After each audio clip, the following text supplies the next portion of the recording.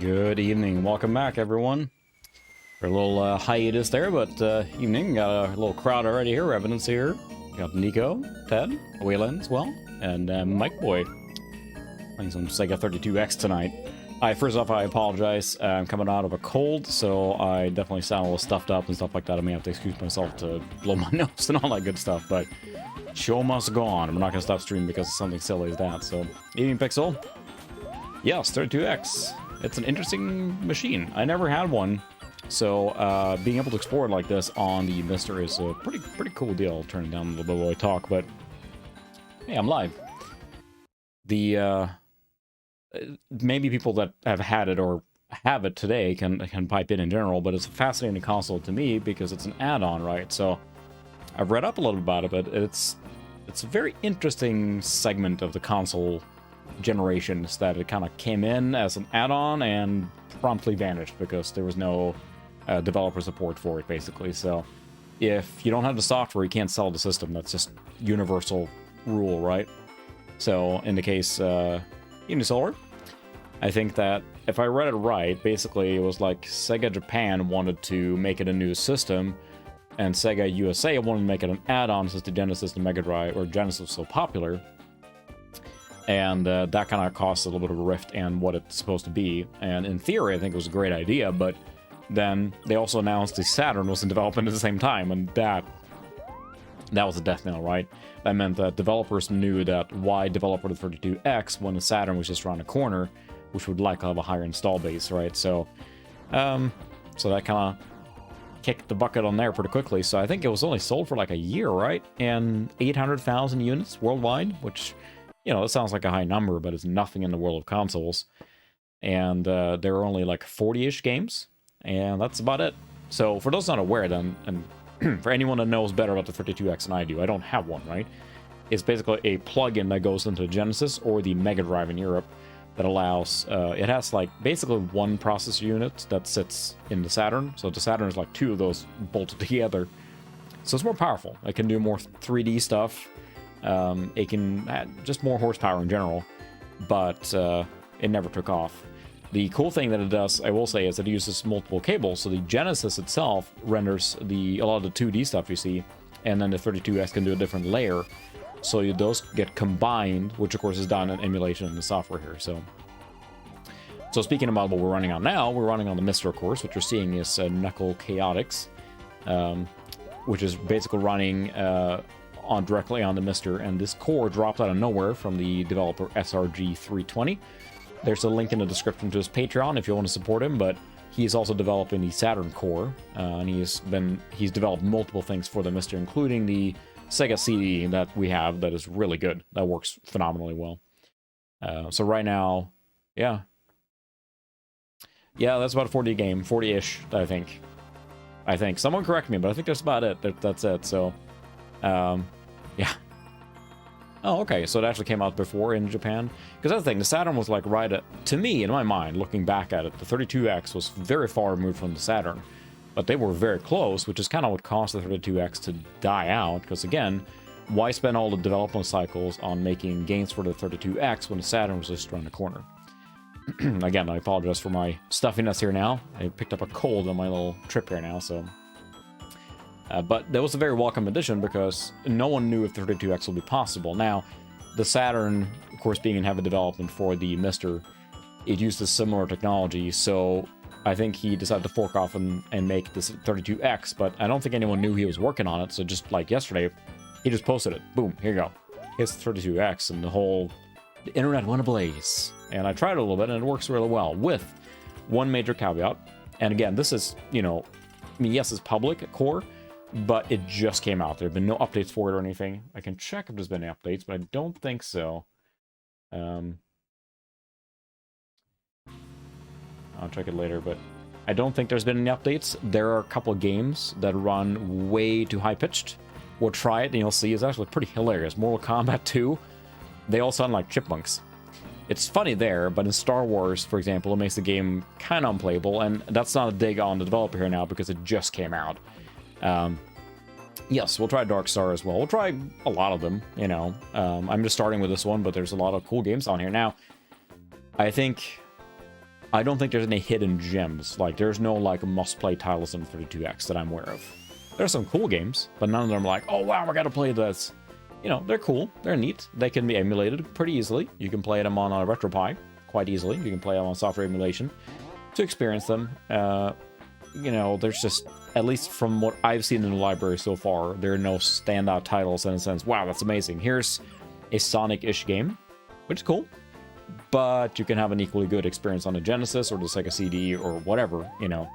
It's not like a standout title on here. There are some cool things on here that uses polygonal graphics, which was definitely something that we hadn't seen before on the 16-bit systems on this caliber. I can't remember the game now, what it's called, but it's one that's kind of a free-flying 3D game. And of course, the Star Wars game on here is pretty impressive too. But the sound is, yeah, we can try it. So that's the thing. Just keep it in mind, this just came out. There may be some bugs in the core, and there may be some games that we just have to basically back out of because they won't work, or there's a problem with how they're being rendered or done. So keep that in mind. Not everything's going to be perfect. It just came out. But we'll start with just some Knuckles Chaotix. And I haven't really played this game really more than just testing. I think a lot of us have done, or at least I feel like I've done, you get a RetroPie running or an emulator, and you kind of just try out the games, hop around a little bit, and see if anything catches your fancy. But it's hard to commit to a single game when you can play all of them, right? I think that happens a lot with, to me at least, with these RetroPie setups and whatnot. And in case there's any confusion, yes, we are running on the MiSTer. You probably recognize this interface from my previous streams. There isn't a lot of settings yet, because again, it just came out. You can configure some basic stuff. These are all settings that are normally available in Genesis, because I mean, the 32X is basically running a Genesis at the same time it's running the 32X add-on, because it needs a Genesis component too, so we're running a full Genesis on here plus extra parts, right? Which means that we can change the audio filtering, for example, because on a 32X, the audio is generated on the Genesis itself, and it allows you to switch around which models you use, and it's exactly the same settings you would find in the Genesis core. Beyond that, we can change some things like, you know, how the cropping's done. We're using what's called a 5x crop, which loses just a few pixels at the top and bottom, but it fills a 1080p screen very well. We'll run with that for now. I think that's probably the best one to use when you're playing on a 1080p panel. Beyond that, we have the similar settings we have on other cores that can enable things like video processing. We're going to leave it off for now. That doesn't always come across very well on the stream. I don't think we'll ever get the CD32X games. It's just not enough space or capacity in the current D10 Nano board. I believe it was said that the 32X CD games are basically impossible at this point. Who knows? I think the 32X was said to be impossible back in the day too. And so was the PlayStation 1 and the Saturn, which we're getting. So I don't know the details on it, but I believe we can probably not expect. But there's only like 6 of them, I think. Maybe 6 or 8 CD32X games. And those games are very FMV heavy. They're basically just your Nitraf, Fahrenheit, so it's like that. So even cutting edge retro. Yep, we're doing Sega action, and the 32X, of course, is the fabled add-on for the Genesis and the Mega Drive. Let's actually get into the game right now. I am playing on, this is a, anyone who's messed with the MiSTer probably seen this showing up. This is the 8-bit DOE M30 2.4G.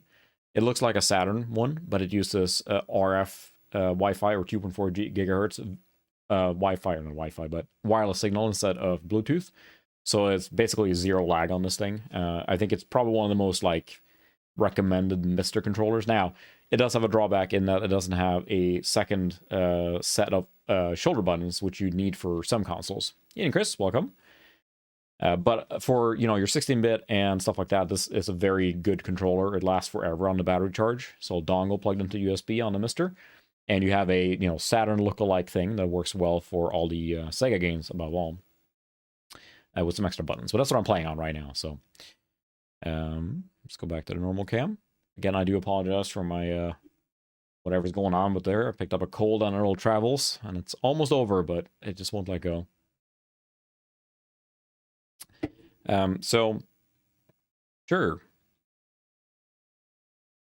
We'll go with that, those settings. Blue scenario quest, we'll start the game.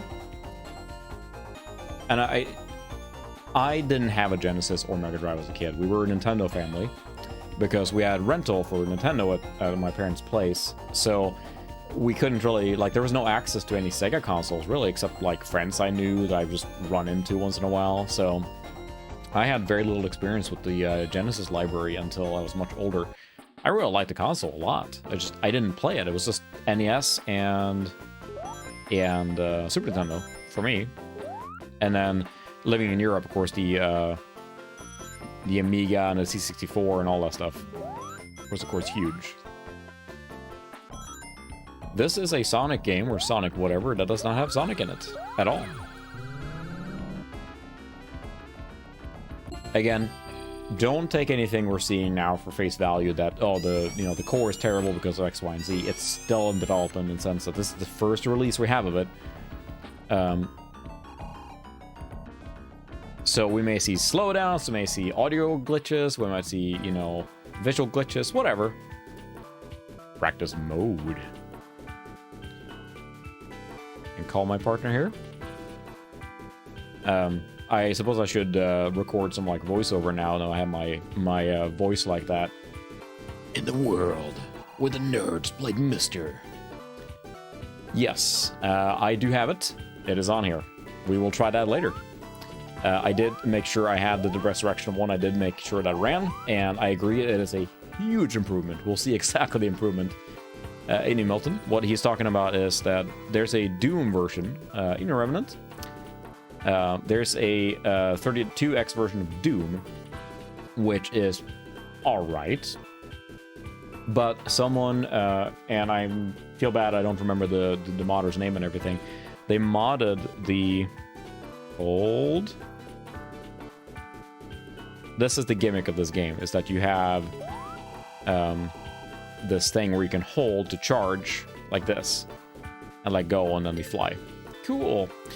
They modded this version of Doom on the 32X, and it is vastly superior. Yeah, we'll do Virtua Racing as well. I do like that one quite a bit. There are some games on here that are cool, but nothing that, like, you know, would say is a system seller, right? That's what it comes down to. Did we try this enough here now? Yeah, that's definitely on it. Maybe we'll do that next, after Sonic here. Or Knuckles. Okay, can I skip now?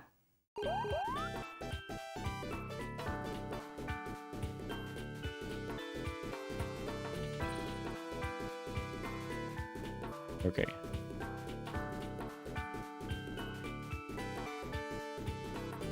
Let's do it again. Hold B button.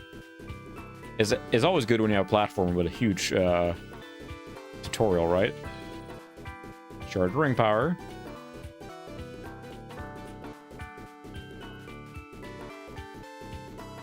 Nope.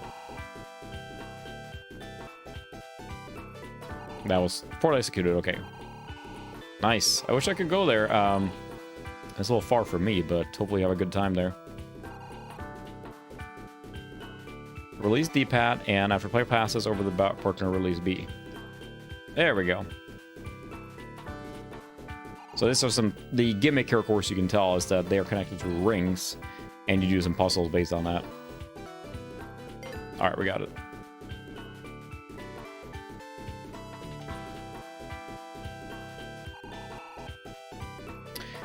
Yeah, that's right. I did.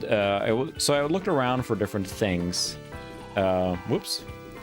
That could be cool to show off in the stream, and there are definitely some cool tech demos. It looks like we're getting more and more like development for the 32X coming out. Okay, I think we already did this. Can we just leave? We'll just play the game and see what happens. There's a game in here, I promise. And we are playing it.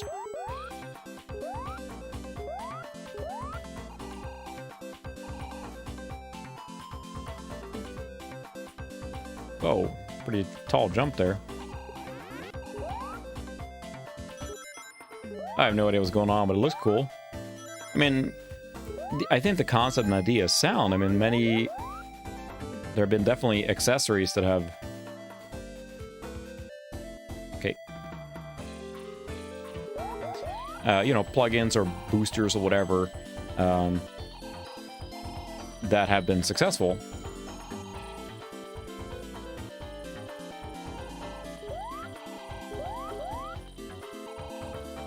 Except now, yeah, MiSTer is just keep getting better and better. It's just crazy how much junk they have on here now for or junk. How many cool things are available now on it. And they keep adding stuff too. But yeah, I saw we want scan lines. I can add scan lines. The problem with scan lines, they don't always come across very well. So we can do we've added a lot here now, so can I keep adding stuff too? Let's see, we have general. I'll look at the scan lines now. If we need scan lines, I could have sworn there were some for, because we can just add scan lines, you know, like that. But then it looks kind of funky, so it's just a problem with load preset. There we go. So we'll do a display specific. We can do a JVC one. That usually looks pretty nice. There you go. Now it looks more like you would expect it, you know. But this one carries over pretty well.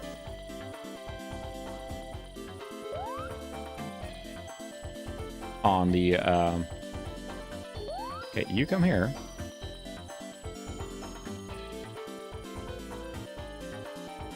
Minus 9 rings. What's that all about?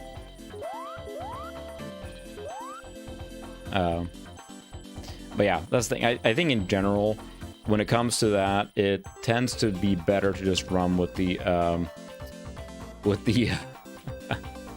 faded tube, because we have the Sony Trinitron look here and everything too. But not all those come across. It looks really, really good on an actual flat panel, but for streaming, it is hard to let that carry over.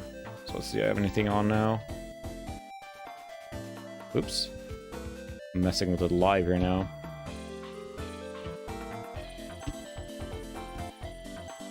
There we go.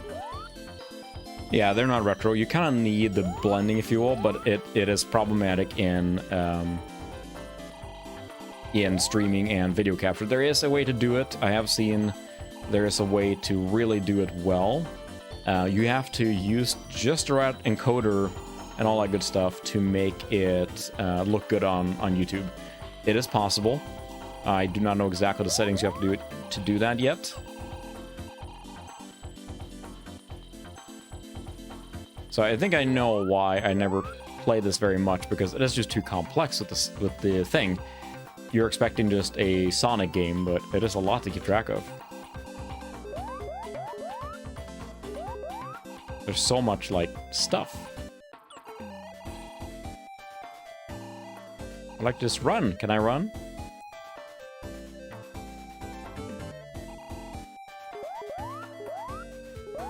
It's more like a puzzle game. Okay, you get here.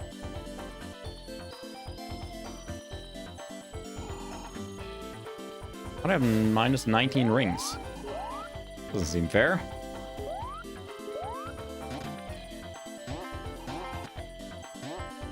Okay, so we can hold on here. There we go. So, I mean, it's cool.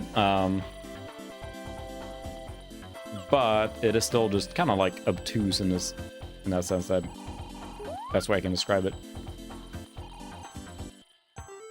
This feels cumbersome to play, so we won't play this too long. Of course, if I ever talk about anyone's favorite game, I'm gonna feel bad, but you know.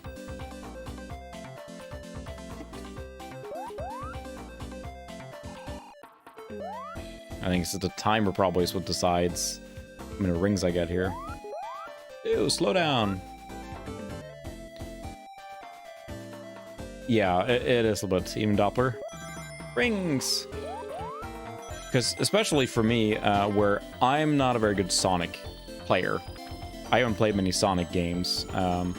So for me, Sonic is like, you know, your Sonic 2 and that feel of game, right? So this feels very obtuse and complex to play. There's a lot of things going on.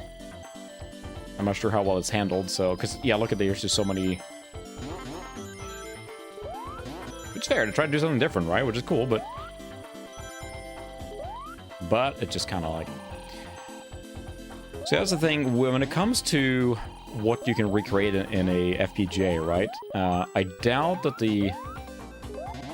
I mean, you can do a lot of stuff in FPGA, but it's just a matter of who's going to develop it, who's going to take the time to understand it. And, I mean, realistically, it's probably our best...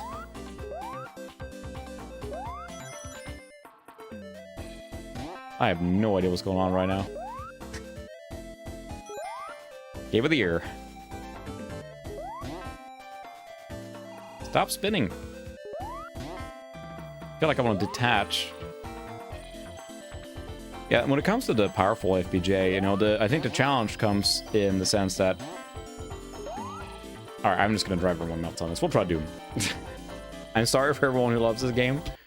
It's challenging for me.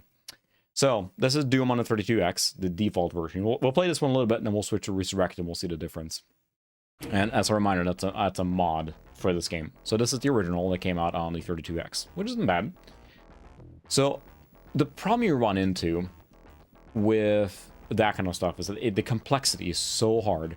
For the reason we probably never see N64, like, we can't see N64 on the D10 Nano. It's just not happening. It's just not physically possible. Again, take anything you see here with a grain of salt too, as far as speed goes, sound goes, things like that. I don't know how it ran on the original 32X. Someone who had it may pipe in. But it's not great here, so the problem is the complexity gets so ridiculous that developing for it makes it near impossible. So if you, I mean, the GPU and the Voodoo 1 or Voodoo 2 might be able to, might be possible, but you know, you get too complex things, it's just not going to be practical. You might need years to develop, you know, even if you had a powerful enough FPGA to say make an N64, you might need years and years of hobbyists doing it, right, to get to that point. There's no commercial interest even for a emulator, right? Nintendo could do that, but what would they get out of it versus releasing a, you know, N64 mini and then just, you know, charging about everything, so...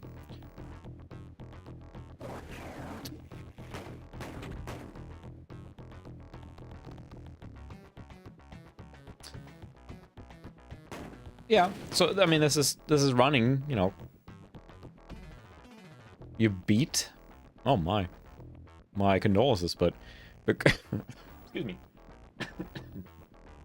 Because once we do the Resurrected one in a minute here, you'll definitely see the difference and see what you missed out on, because that one does run on original hardware, I believe.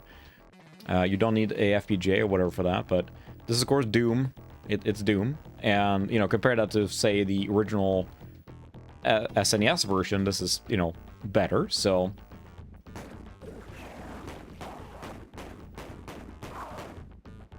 It certainly is playable, but again, I think that the audio might be problematic here due to the way this core currently does it. So, like, the sound probably is a little off, but it runs, you know, smooth and everything, so...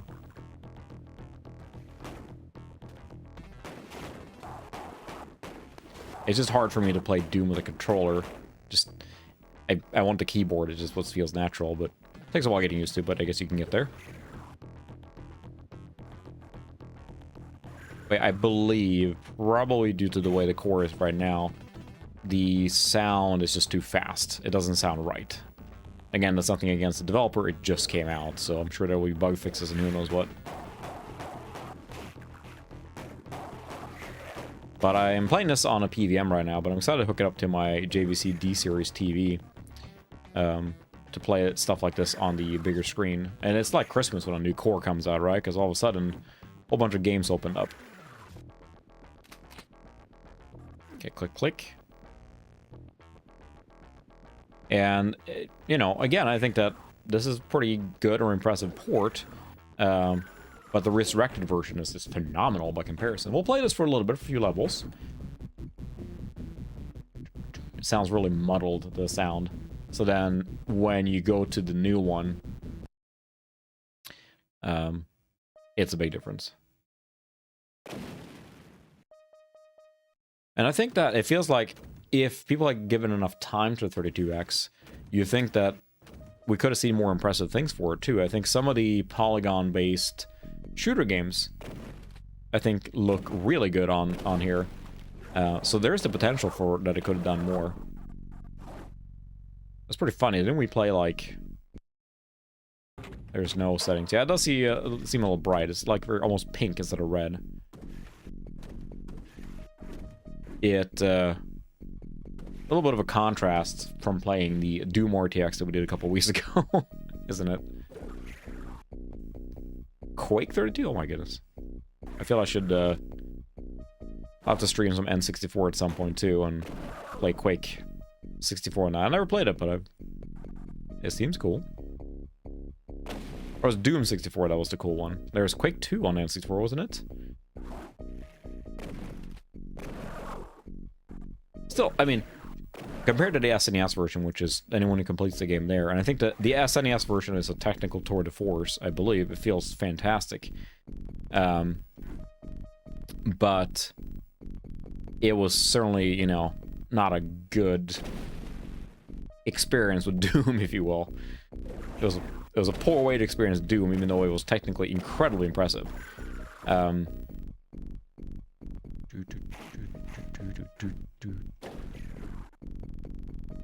But it plays alright. I really wish I could use the shoulder buttons for strafing, but we cannot. I mean, it's Doom. I think Doom was ported to, like, everything.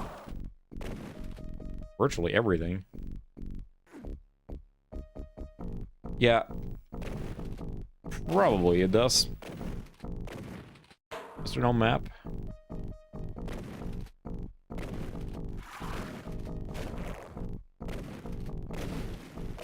There's the secret. I mean, a chainsaw, right? I believe, yeah, I mean, for this era, it was basically the crisis of its day, right? And it's very, very impressive then when we switch to the resurrected version, and we'll see the major difference, which shows, even Chris, sorry, no Saturn. I promise I'll let you know when the Saturn core comes out, but this is like half a Saturn. Like, tape two of these together. Yeah, that sounds way too high-pitched. It's the nature of the core. There we go, Yeti 3D, yeah. I think there's a lot of proof of concept stuff coming on. I'm hoping this will spur some interest in hobby developers for the 32X, because it's a neat platform, but it never got the software support it needed, right? So, if it would have gotten that might have been a different story. Yes, Virtua Racing is definitely is definitely on a docket for here, so. Virtua Racer. We'll up around 3 games there. I mean, there's like about 40 games for the 32X, right? And then a couple of ROM hacks and stuff like that. It does sound a little unhinged with the sped up sound. And I'm sure that will get fixed as well. SRG3290, the developer of this, you know, just pulled this out of nowhere, so everyone was like just shocked. But it is an amazing option, because I didn't think we would ever see the 32X even on the MiSTer, so. No, the CD games, someone correct me. The CD games on the 32X were all basically just, FMV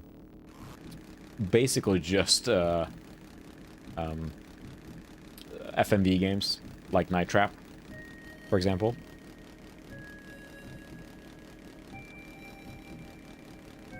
So, how do I switch weapons?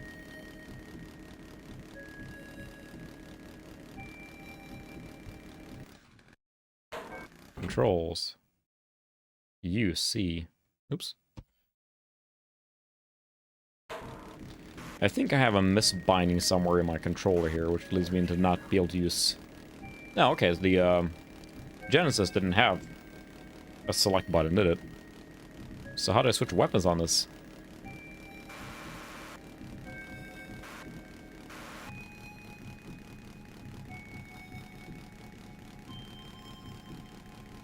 Yeah. I'm stuck with this chainsaw. Yeah, I think that's the thing. I don't know how many bits the 32X cartridges were, but I do not know how to switch weapons. So there weren't that many games. I do have a 6-button controller. It does, yeah. But I may have to enable that, actually. Hang on. Input. Aha, there we go. There we go. See? So I can just save that. And here's one of the things that I really like. One of the almost understated things with the MiSTer is the ability to change configurations on the fly like that. There we go. That's it. You know, I can change now. And the fact you can make state changes on the fly like that, I think it makes it very flexible and makes it feel dynamic instead of, you know, some emulators, stuff like that, doesn't like when you change things on the fly, but the MiSTer is very good about that, so. We'll play this for a little bit longer, and then we're going to switch to the much, much, much better Resurrection mod version of this. And that's where I think it's exciting, is when you take things like that. Now the 32X is a very known quantity. People have developed for it a little bit, and knows what it can do, especially with then, yeah, doing some 3D demos. There's some possibility of getting some pretty cool games then, eventually. Yeah, the whole thing is a little bit too bright, isn't it? And then several of these rooms that are simplified. Shoots really fast. This may run better once the core has been kind of updated and fixed a little bit, so... So I think they're already working on that. If not already, there are some. So there are a lot of arcade games. So which one do you talk about? Hard Driving? I don't think that one's on here yet. But these are arcade games that are on the MiSTer, by the way. We haven't done this at all, but these are all available arcade games that are then, you know, accurately reproduced here. And they keep adding more and more all the time. So... Oh. Ah! Shoot me, bro. Shotgunners actually hurt for real when you're that close. It's such a contrast because I just played the played this on ray tracing. This is fine. I mean, not a bad way to play. If I sounded harsh earlier for the people that played it and enjoyed it on original hardware, you're wrong. But no, it's still very neat, I think, and considering what console ports are available, I think that the PlayStation version of Doom is pretty good, right? So that was not out yet, probably, when this released. Maybe it was. But it's pretty impressive, then, considering the options you had or didn't have to play. What's the starting area?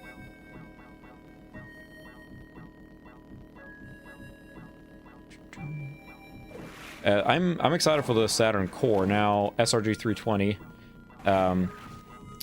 is in Ukraine, so there is that. He's gotten a lot of support for that. I hope he and his family are doing well.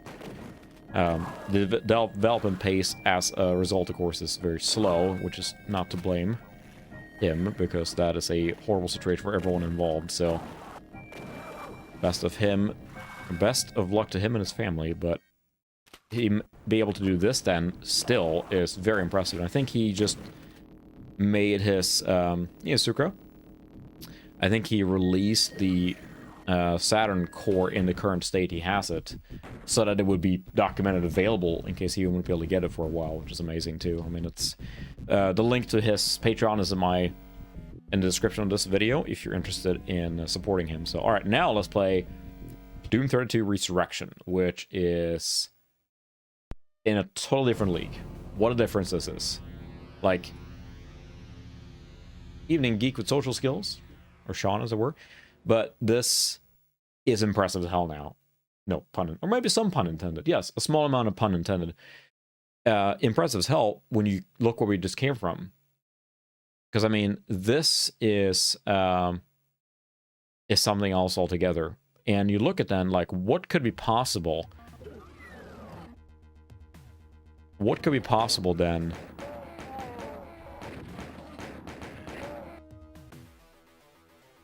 Look at this. It's like a different game, and it runs so smooth. And we don't even have max settings on. You can actually increase the settings. Change resolutions. I mean, this is just incredible. This is on 32X. So, if you can do this, if the talented developers can do this, the 32X has potential. Like, there could really be a lot of cool things on here. I mean, look, it runs so smooth that when I tried this yesterday, just to test it to make sure it ran, I was just kind of blown away, because a port like this would have been just I mean, if this would have come out like this on the 32X, this would have been probably the superior console port of Doom at the time then, right?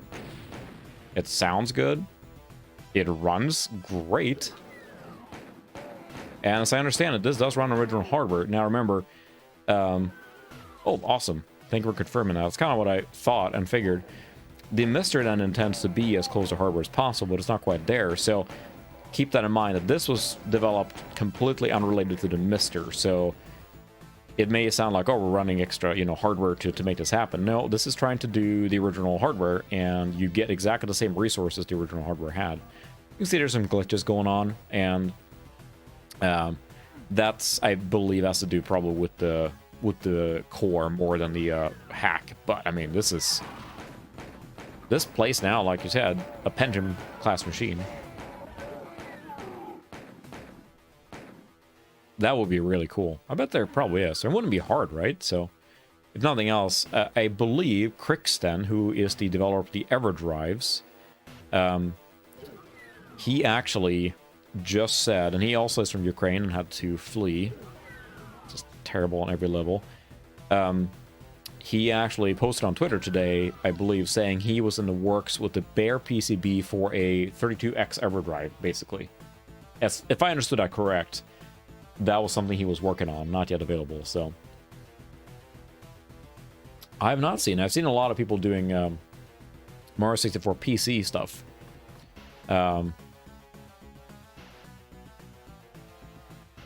Oops, wrong button. Alright, now I have the buttons here, okay.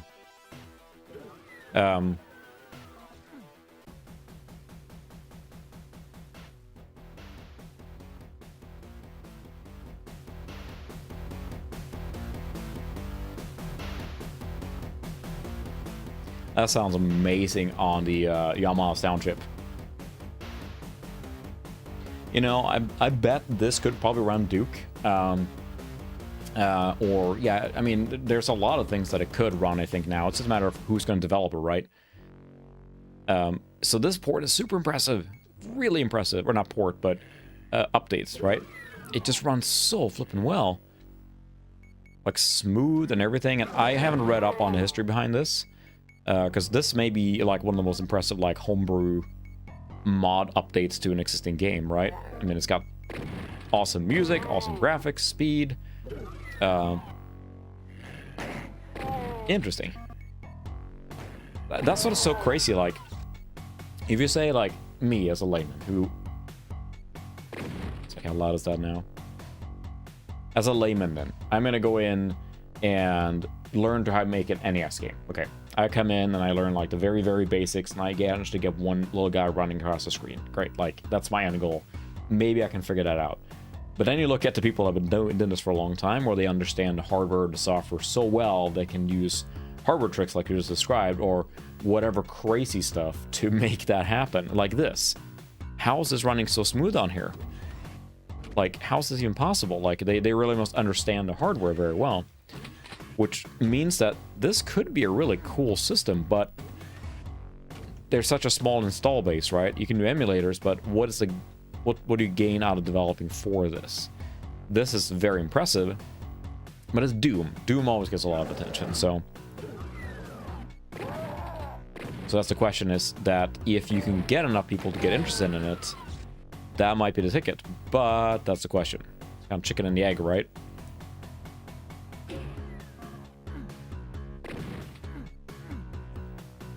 The sidestep button is the same button as the use, so...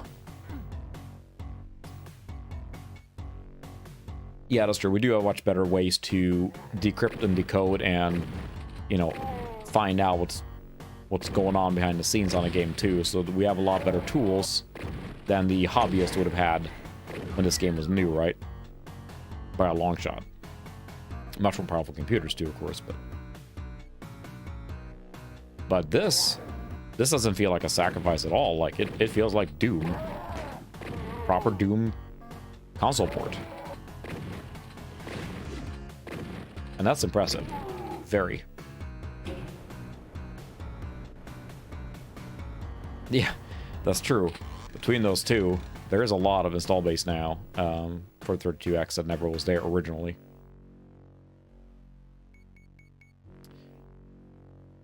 Mm. I'm not sure, Solar, there which one you're referring to. We're talking about the limited run games thing or not, but there was some stuff around there. I'm a fan of limited run games, right? But I haven't kept up on any drama or anything around there. Because the larger a company gets, or the more stuff you produce, there's always drama or people saying bad things, but you never know. Yeah, this plays so well now. And you forget, like, oh, cool, 32X has got some cool titles, but remember, this was way later. So... But I think that if you had... This would have been a killer app for the 32X if this was available. But, I mean, back then, they didn't have the interest or development skill yet to push that far. The problem was, you know... Yes, I am playing this on a CRT, so... I'm playing on a PVM right now, so that's why I'm glancing down here right now, because I'm playing on the PVM sitting down here. I tried playing on a CRT, which you can with the MiSTer, what's called the line doubler mode. It basically takes a 15 kHz signal and makes it a 31 kHz that a PC CRT can decode.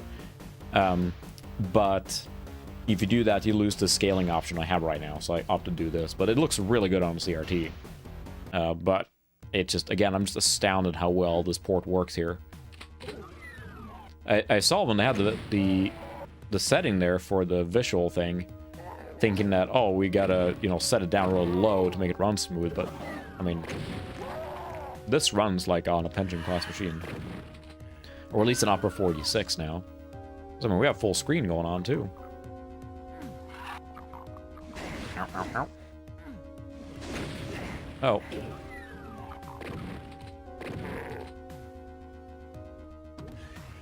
I don't know if this plays all the way through or not. And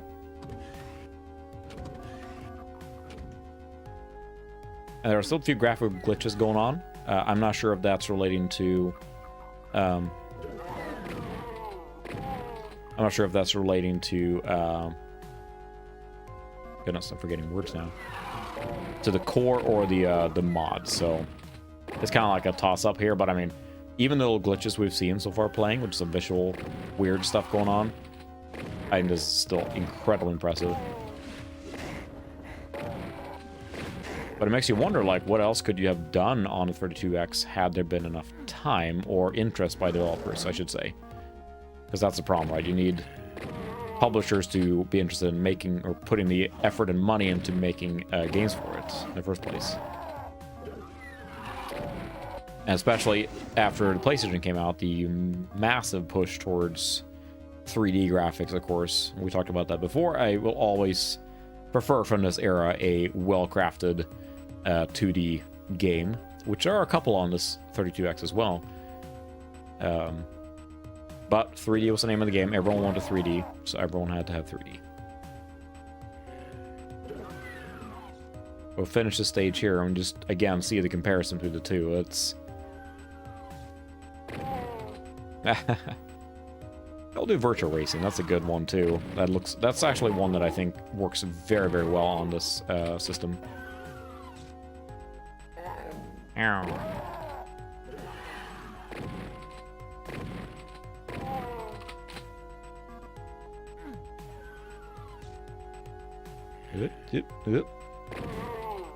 I see you. That's such a far cry from the RTX-enabled Doom that I just spent a lot of time on. Woo!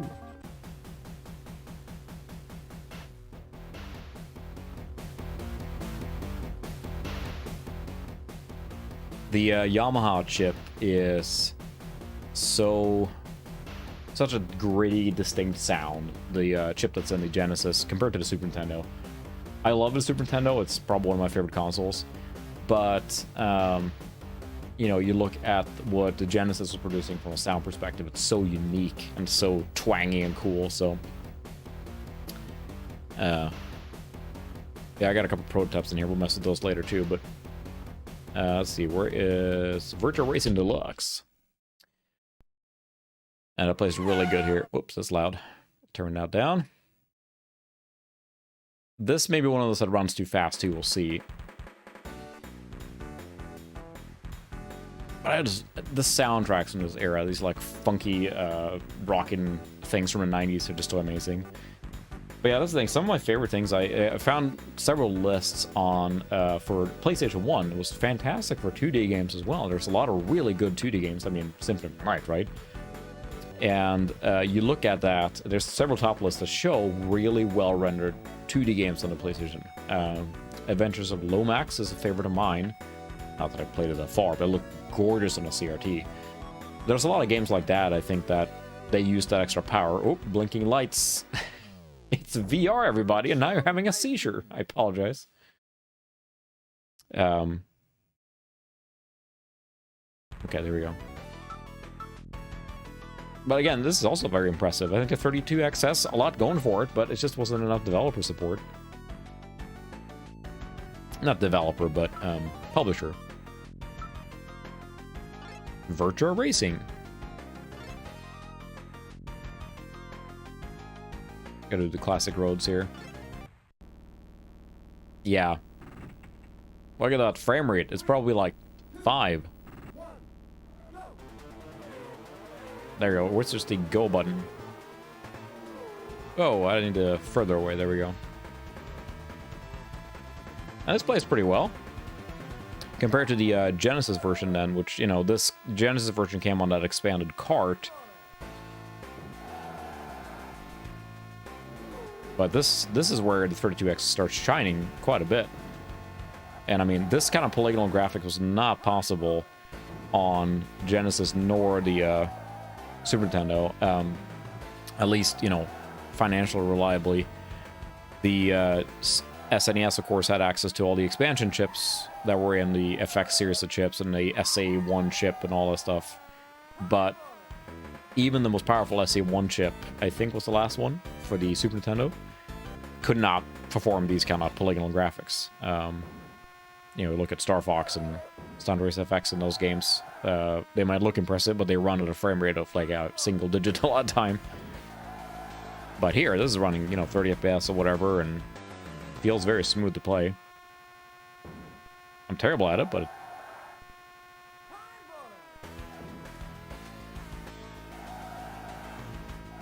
I love the music in the games from this era. It's such a, to me, like a Japanese rocking sound kind of thing going on.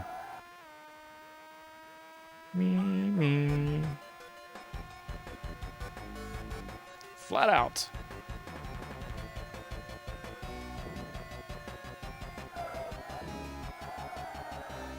I'm sure there are tricks to this game, but I am having a hard time. Yeah, sorry, I'm trying to keep up on chat. Racing games are very hard to live stream because I can't take my ass off the road for obvious reasons. We'll have a horrendous crash, which this game renders an exclusive detail. No.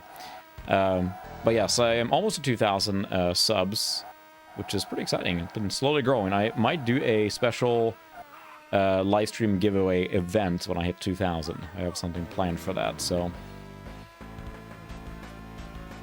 just to celebrate. Thank you for all the fans and everything. A lot of you guys have been here since the beginning or been following me for a long time, and I appreciate it a lot. So I always look forward to the stream and just hang out. And I haven't crashed yet. This is something, I don't know what's going on. I haven't gained a single position here in a while now, but I love these little jams every time I got a time extend. The tire tracks are still there too. Oh no! How unfortunate. I'm not making any headway at all. So is there any turbo here or anything? No. Uh-oh. Time extend, come on. The fact they did release this on Genesis is pretty impressive too, and you play it in a vacuum, it's very impressive, but this runs much smoother and much faster on every level. I don't know how I'm supposed to catch up to that. Oh, that was probably the death knell there.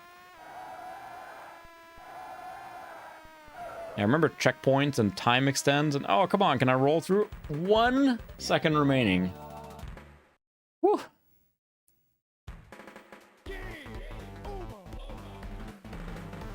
Was it caught in... Let's see, is there a...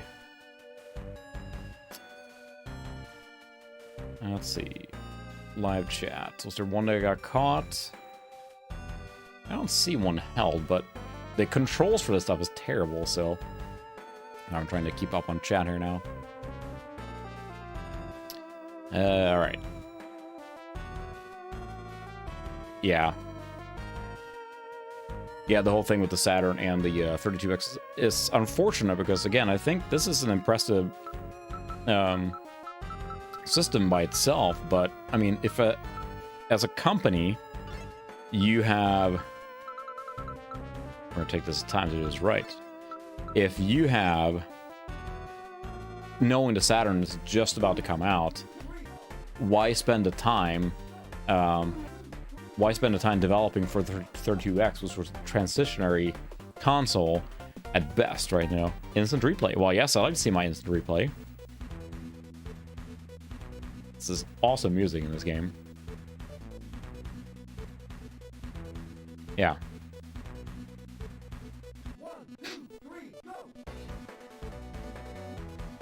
Yeah, I do have the Genesis cart for Virtua Racing, and it is substantially taller to fit all the extra PCBs for that, but...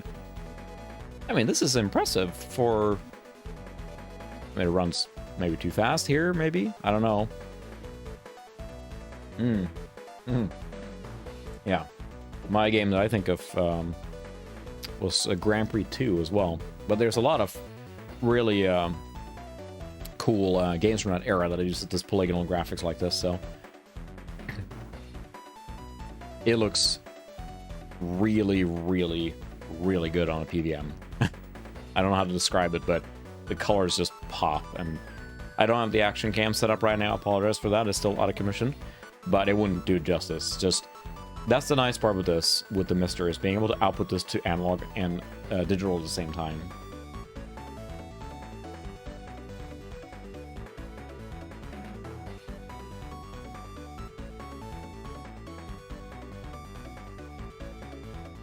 Well, I'll just say nice thing, Sean, and it'll show up. You're saying Tandy things again? Oh, you can... Like a demented game of Micro Machines going on here. Okay, can we exit this now? We cannot. Do we have to watch this whole thing? So yeah, I think that's the thing, is like, I really, the fact that we have this, I think is super impressive. It came out of nowhere as far as I'm concerned. Maybe I wasn't keeping up on it. But the fact that we have now ability to just play 32X games just out of the blue on the MiSTer is awesome. So I'm sure there will be updates that fix a lot of the speed issues and all of the sound issues, because some games here now basically are impossible to play due to the sound problem. So sub to my channel, and that's enough to break it. But I'm sure we'll see fixes, but the fact that it came out in blue, it's impressive as hell. Yes, so Milton, are you familiar with what happens with Mortal Kombat 2 on this one? Now, first off, I will say, I am terrible at Mortal Kombat, as you probably expect, so expect me to not get very far. However, the sound is hilariously fast on the Mortal Kombat 2 ROM here, and it makes it sound like chipmunks are fighting. So, let's try some Mortal Kombat 2.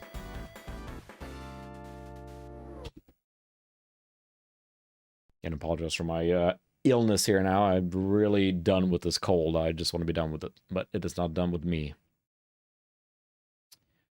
Mortal Kombat 2, then, yes, looks very good. I'll give it that. The sound rounds not great yet.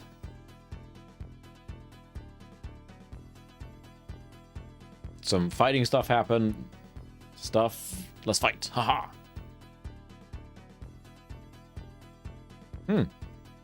Awesome. That'd be great. It's like, you know, the first step in all this is just fixing up and remastering all these games, or fixing up, you know, color issues, sound problems, bug fixes. Because I mean, the game came out, no one patched it, so the fact that hobbyists can now do that is a huge boon. And there's been a lot of cool ROM hacks.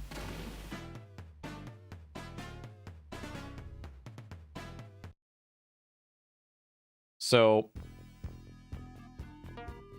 again, I don't know how to play this game at all, but John occasionally looks like me, right? The physique is just exact spot on. So listen to the voices as they fight.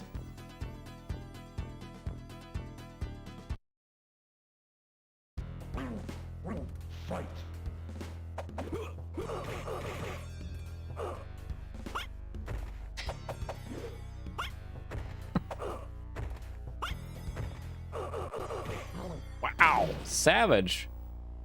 Maybe I should. Was there an option to set the difficulty lower? Fight. Round 2. Fight.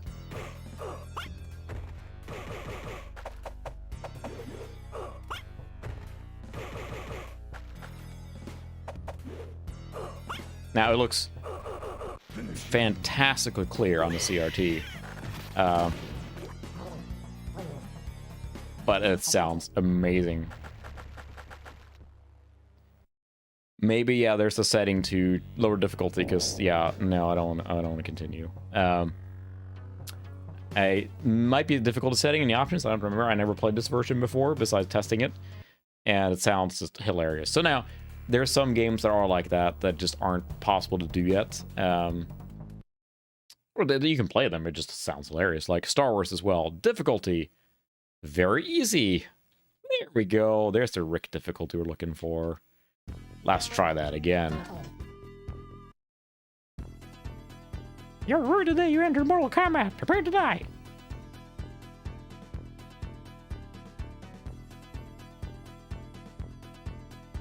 Yeah, okay. Round 1. Fight. Okay, I said it's very easy. Come on.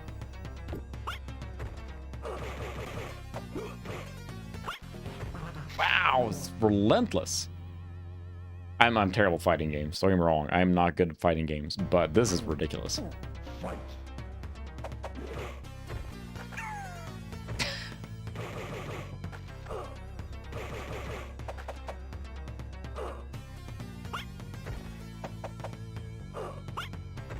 Sweep the leg. Stop sweeping the leg. Ah, one. Yeah, that's on here too.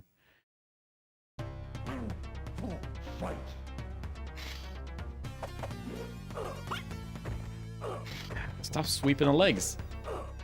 It's so annoying.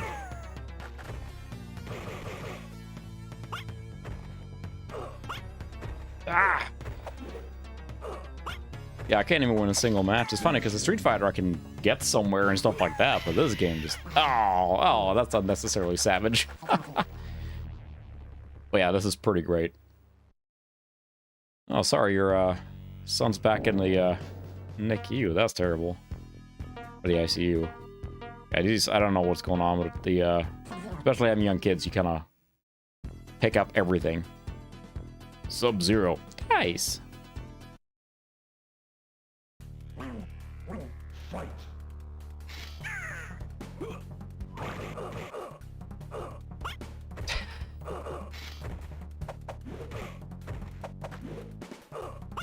I said it's very easy, right? It's the sweep leg every time. Backwards and kick to sweep him back. Alright, I'll try that. I don't know which one's kick.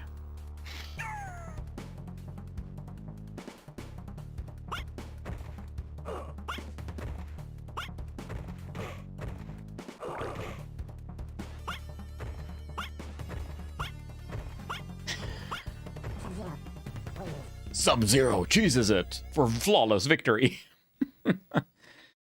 Oh my goodness. That's funny because in Europe, I mean, they had the whole thing with the green blood, right?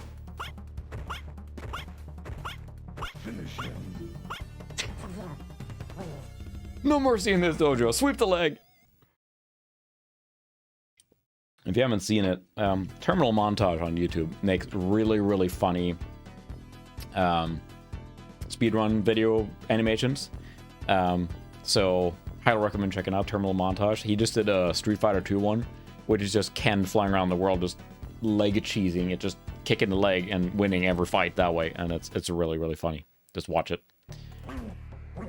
Fight.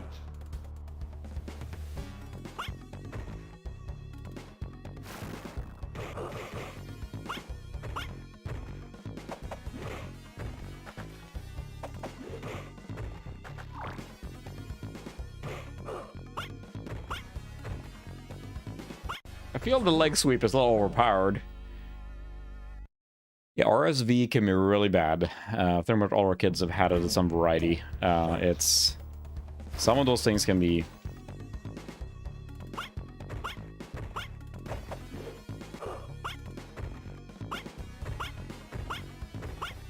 The chipmunk sound effect is not helping this here, so... Yeah, hope for speed of recovery. It's, RSV can be brutal. It's the whole spectrum. It's like, you can have just a sniffle all the way to really bad respiratory stuff, and... There's a lot of nasty viruses you learn about when you start sending kids to daycare and all that stuff. Now return to Leg Sweeping Simulator on the Jaguar Sega 32X. The leg sweep is, like, critical in this game, apparently. But it does work.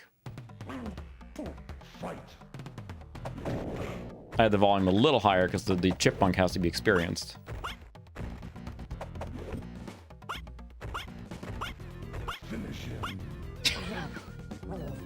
Can't get over how ridiculous this is. At least the European version, I think it was on the Super Nintendo America as well. The Mortal Kombat, the first one, did not have red blood, right? And that certainly not in Europe. So that was a little strategy there.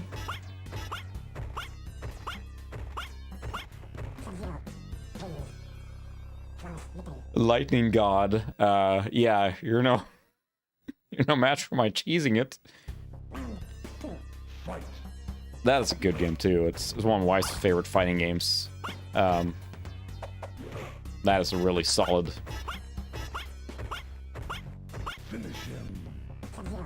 Late era N64, right? So yeah, but the voices just make and break. It's like, again, they'll be fixed. It's fine. Right now, I think it's just hysterical. The fact we do get to play this like this, and yeah, I figured as much on the difficulties. You can't cheese it like that.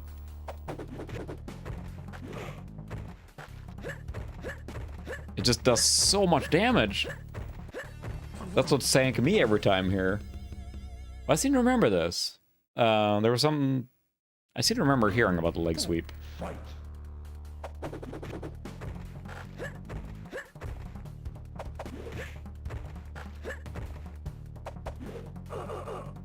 Hey, you can't hit me. I'm leg sweeping. Evening, Bruce. I think we have. So now I'm into the leg sweeping tournament here. We'll switch to a different game here now soon. Oh, not cool. Come here so I can leg sweep you. No, you leg swept me first. I don't know which sound effects it is that run fast, but it helps a lot that the leg sweep fall is too fast. It's just a little too perfect.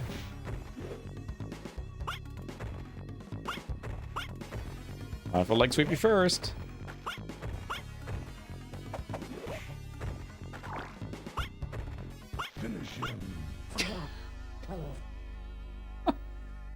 Oh. That's true. The N64 controller is something else. I'm curious about the Brawler 64. They remade an N64 controller, and they have a Saturn version, stuff like that, too.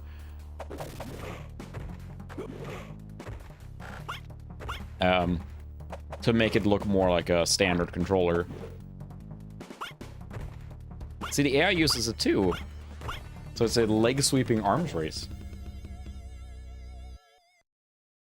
Yeah, we're just cheating our way through right now.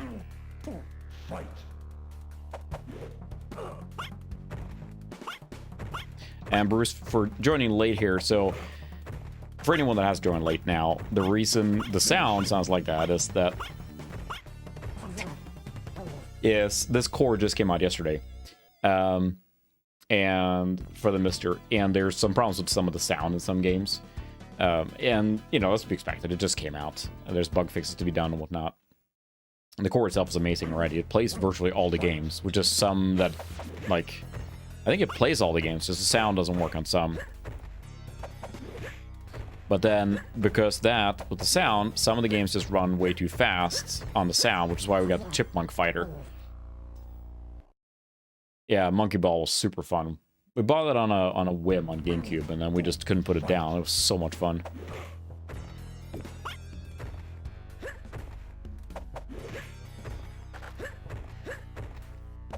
It's funny, it's quite a long cry, or far cry from...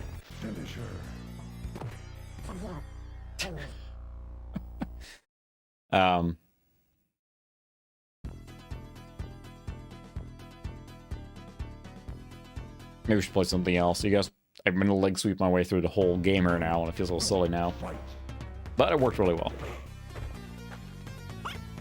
Like, when the Chipmunk is fixed in this game, it's gonna be a really good version of Mortal Kombat 2, I think. Oh, yeah. I don't know, we might. I guess it depends on if people are bored with this game, I'll switch to a different one. We're almost getting to the end now of the leg sweep tournament. Never skip leg day.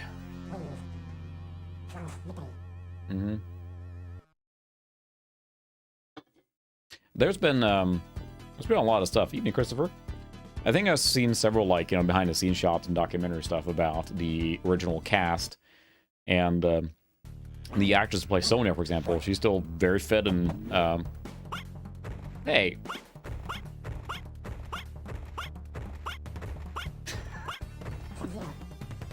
This is no, I don't know any fatalities. I just know leg sweep, man. That's all I'm here to do. That was always the thing, right? Because I remember as kids, it was like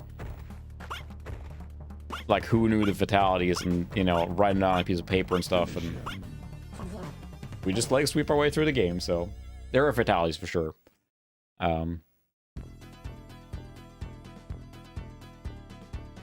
Scorpion. Yes, I definitely want to try Tempo. I saw that and it looks really, really good, so... it does not. We mentioned earlier, but the Sega CD games are basically off limits for... The Sega 32X CD games are not going to work. It's just... Oh, no! No, my leg sweeps are powerless!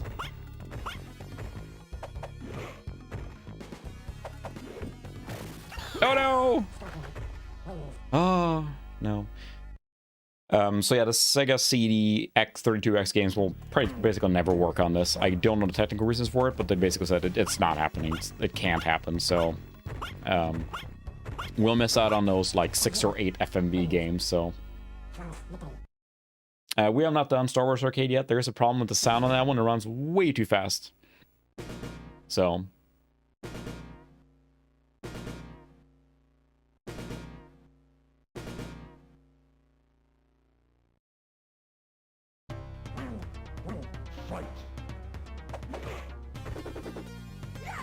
Hey, I didn't get a chance to leg sweep. Brutal.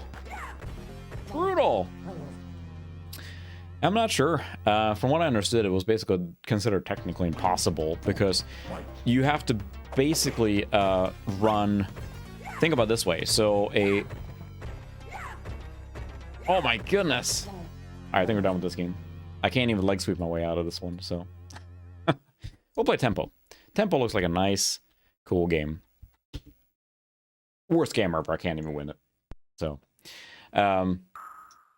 So, basically, you think about it this way: for the Sega CD 32X games. You have to run a Genesis, you have to run a 32X, and you have to run a Sega CD.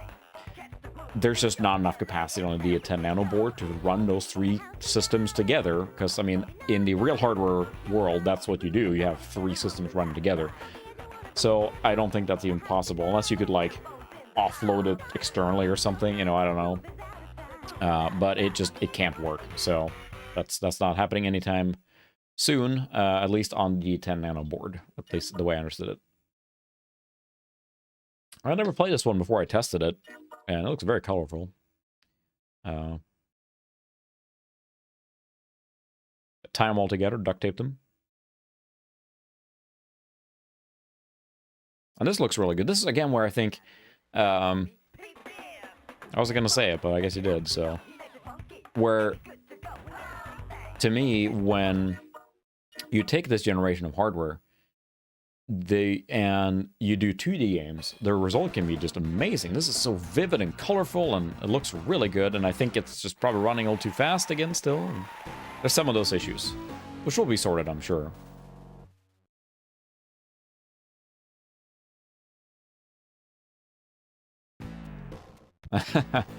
There we go. Well, I mean, look at the thumbnail for this video, right? I clearly put the 32X on top of the MiSTer. But, I mean, this looks gorgeous. Especially on CRT.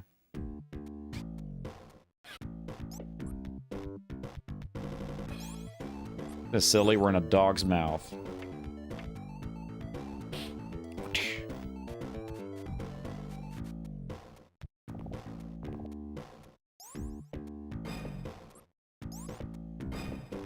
Colorful, nice brawler platforming game. Looks nice.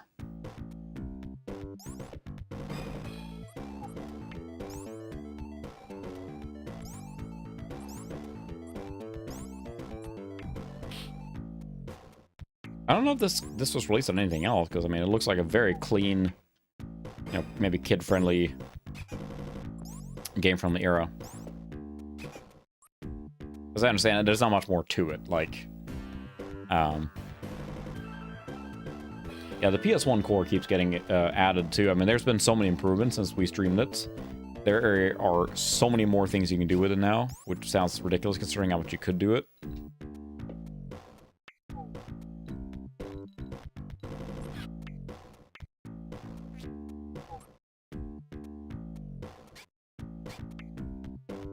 I guess I can't hit that guy.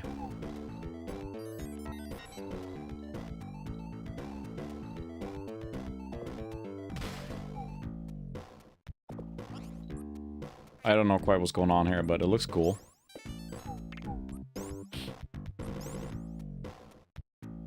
And just the clean graphics and dance, sure. I don't know if that's a bot or what, but... Huh, 32 exclusive. So here's a... You know, basically being considered the killer app if it was a little more. I think it's pretty... Ow.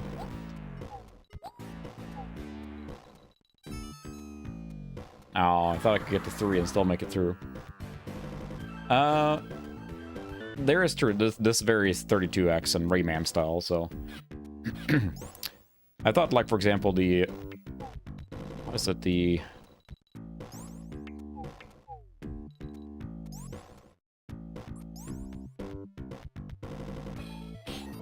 Jaguar port of, for example... say... Oh my goodness, Rayman is one of the worst ones, right? So... I mean, Rayman on the PlayStation and Saturn both look really good, I think. Oh, I fell down way too faster. Dance!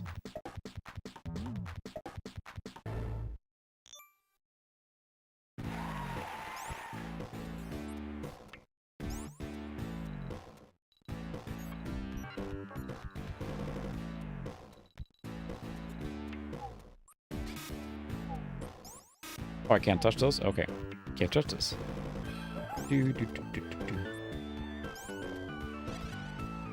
I did something, I don't know. So what do we start with? I'm trying to remember now. We played some Doom and the Doom Resurrected version, which is really, really good. I don't remember what we started with now.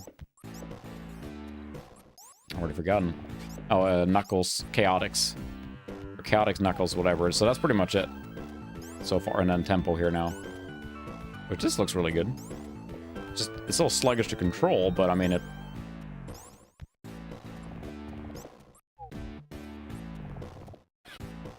Can I stand here? Go this way, go that way. Oh, big note. Yeah, we'll try one of the 3D shooters as well after this. But there is a lot of stuff going on in the background, isn't it? I think that's the problem. Excuse me, yes, we did play Virtua Racing as well.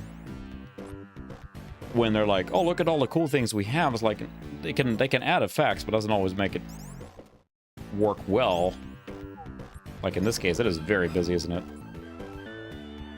Very busy.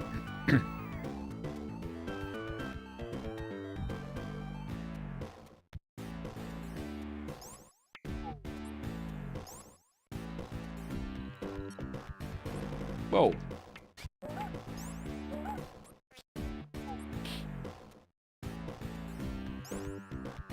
Oh, I got flattened. It's fine. Come on, get up. But I mean, it you know, feels and plays very much like any of the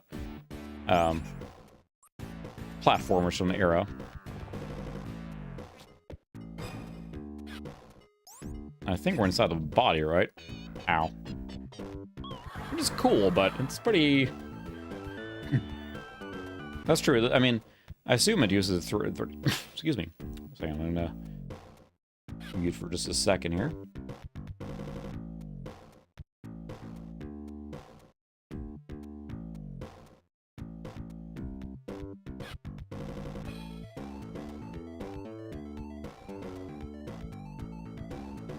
I didn't die, sorry.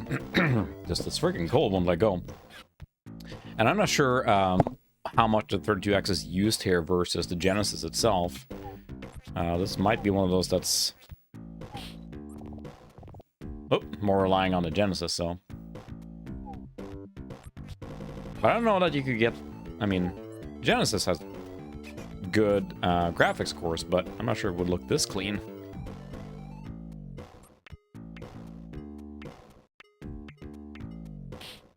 There we go. Hi, Zoe. Zoe's back. I think a lot of games did that too, where they, you know, one layer is, of course, it's doing one layer with the 32X and one layer with the Genesis, of course, so. Yeah, I think Afterburner as well runs... And, I mean, that's pretty much this game. There's not much more to it. There's Pitfall as well, which is really cool. There's one, I forgot. We'll try Darkside. I would mention that a couple times here. Yeah, I think Digital Foundry played through every single game on the 32X, so... Yeah, it's a really cool game. I think if you sat down and played, I want to play a platformer, I think that would be more to just keep playing, so... there's no Swedish option. It's darn cold. Yep, Zoe's here.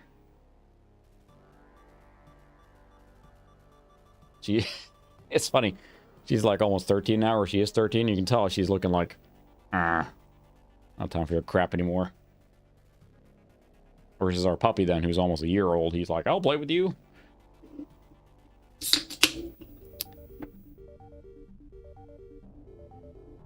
And this, I think, is very impressive as well. But you think about it in the sense that it is a, you know, half of a Saturn, you know, technically, if you're going to simplify it, right? Then you consider that it has the one. I think, let's see, we're running, it automatically switches to E, okay. So, we're trying to do full 3D textures and the whole shebang here. The volume's pretty low.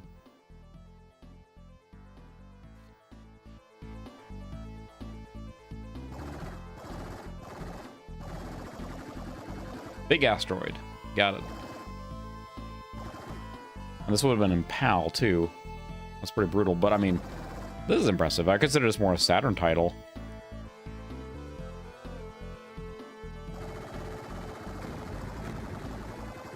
So is it Asteroids except 3D?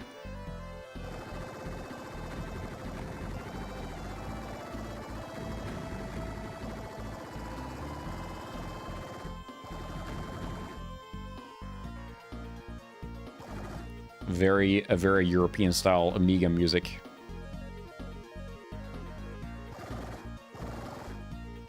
Oh, that's okay. So this is speed up. Oh.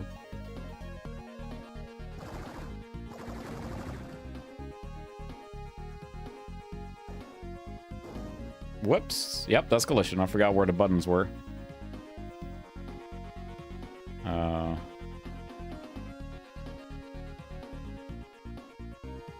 Okay, so wait to see on... There's a radar there, okay.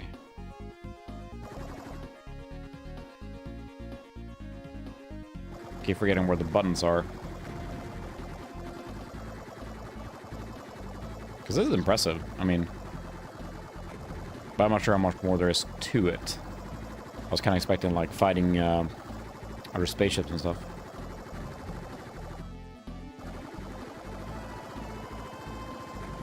Still? That's very impressive considering what we're running on here.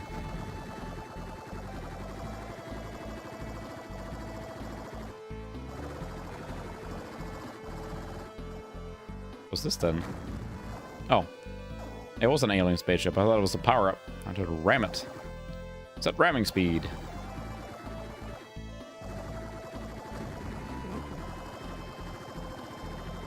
Energy full.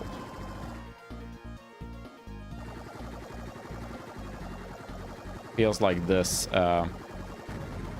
is pushing the system a little bit, but I mean, it's still very impressive.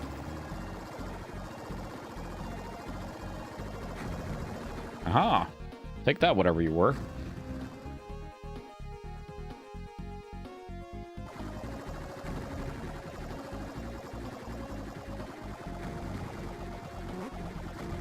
So this would have been running at 50. It's running at 50 hertz because of PAL. The cool thing is that having a multi-format display, because it outputs whatever you set it to. That's the cool thing with the MiSTer on the analog side. It outputs whatever the original signal would have been. So in this case here, we're outputting 50 hertz, but the multi-format display that I have, the PVM, does that. So I think does power up. Yeah. Oh, we have a spaceship. UFO.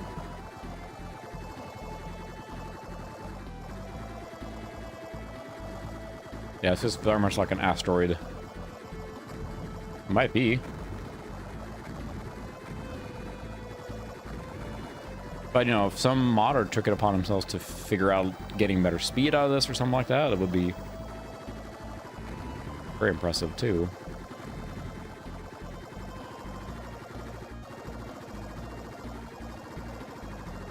Yeah, this type of quality of graphics is definitely not associated with the, or this visually to me feels more like Saturn. I'm not trying to be mean to the Saturn or anything, but it's like, it just has that quality of graphics to it.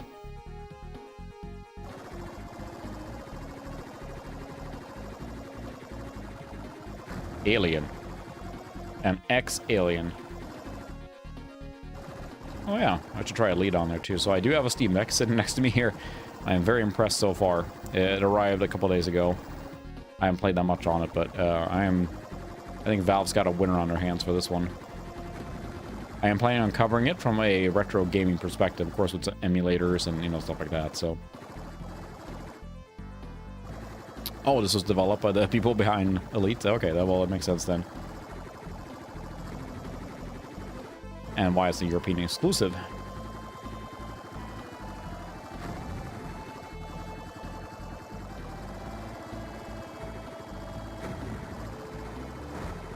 Collision, that's fine. Set ramming speeds, yeah, definitely when you're getting closer to these objects, it's having some trouble. Thanks so much, Revan. Appreciate the donation. I'll see there's a a language challenge there in a second here. I'm trying to blast these asteroids. Pause it. Okay. Of course, I have a cold now, so I'll blame it on that. Brisk brave brigadiers brandished broad, bright blades, blunderbusses, and bludgeons, balancing them badly. How's that? I can if I focus, just not if I not think about it. Go faster. Brisk brave brigadiers brandished broad, bright blades, blunderbusses, and bludgeons, balancing them badly. There we go. Nailed it. Thank you for the donation. Zoe approves. This is a really cool game. I think as far as from a tech demo perspective, you know it. Okay, I guess we're done. Whoa, here we go. Yeah, the faster I go on the speed, the more my accent comes out. I have to stop and enunciate, and that's what makes it hard when I'm narrating my videos. If I don't stop and slow down a little bit, I'm just kind of start blending my accent a little bit. Mission failed. What was my mission? Cool. Cool. Yeah, I do have the Steam Deck here, and it is... see if I can fit it in a frame here. It is... There's my light, see? Let's see if I can make some comparisons. So there's the controller then. This is the size of just, you know... It's very, very, very large. I have another thing here that might be useful for a size comparison. This is an Xbox 360 controller. There we go. This was Dark Side, I believe. Dark X IDE. Here we go. I have something that's the size of a regular Super Nintendo controller. But yeah, I am a big fan so far. The cool thing is that it resumes really fast. Now you're back in my Steam library, you can play. And it just kind of works. I'm impressed. I'm very impressed so far by the user experience. I know they'll keep adding stuff like that, but for me, this is like a backlog destroyer. I'm excited to use it for, yeah. So the thing I will say, it sits really well in the hand. Like it's broad and it's heavy, but it sits really, really well. Well, you're part of my Discord. I think you can see it there, but I'm gonna create a Steam group probably for the Discord or whatever, so everyone can get together and play. But it feels really, really good in the hand to hold. It's very ergonomic. I didn't notice I was playing Kingdoms of Amalur yesterday, and that feels like a good game because it's pretty old, but it runs at 60 FPS all day long on this thing with over 4 hours of runtime. And I realized after a while, like, this part of my arms was getting tired without me thinking about it. So I think you pretty much want to prop it up or put it on a pillow or something. But it's very comfortable to hold, you know, weight notwithstanding, so... Alright, pause. I'm gonna go blow my nose. I'll be right back.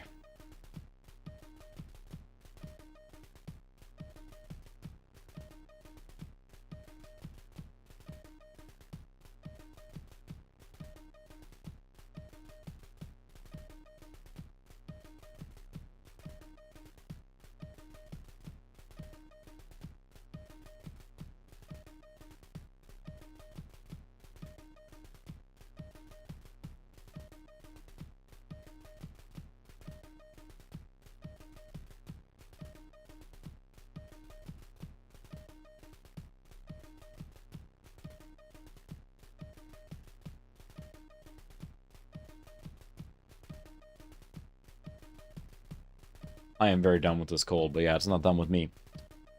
I say, steal my stuff. A little hard, though. You won't be able to make it far very with the Steam Deck because it's so heavy.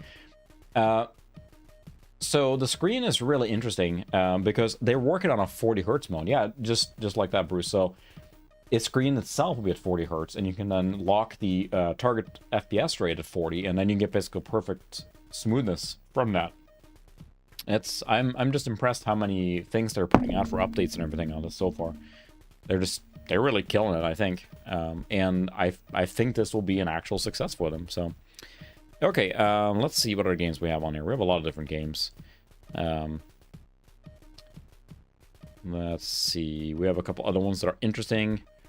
But the one I was thinking, where is the other one? So yeah, we could do Star Wars, which is impressive, but it runs way too fast. Plus, that will pretty much guaranteed copyright mark on it. Yeah, let's do Zaxxon. That is quite an interesting game. It looks really good. There's another one I'm trying to remember now. I tried it yesterday. I'll try and find it again, but it's a full 3D space shooter. Not too dissimilar to what we just played, but much faster.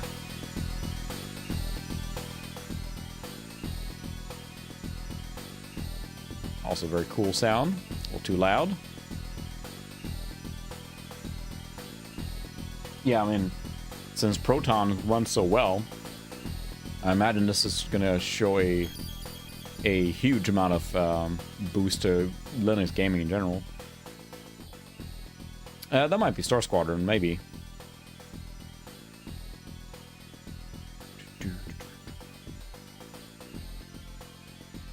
Yeah, exactly. It's a... Alright, thanks so much, Sean. I'm hoping that this will be over in a day or two now. But just having the options, right? So, because I think Shadow Squadron might be it. I think some of the things that, like, being able to have options on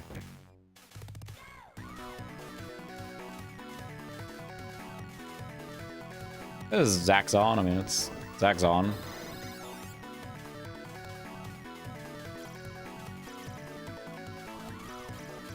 I think these are air wings. I think we just killed Fox and his team.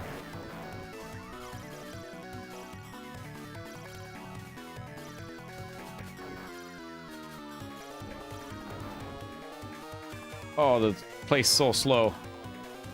As in the ship is so slow. Polygon.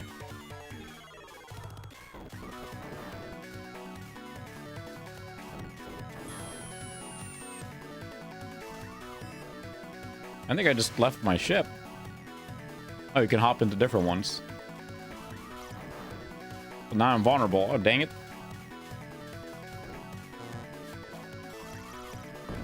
Kablooey. I don't think so.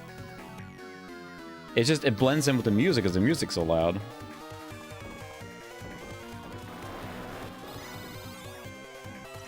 I think I'm supposed to jump into those different ships there to...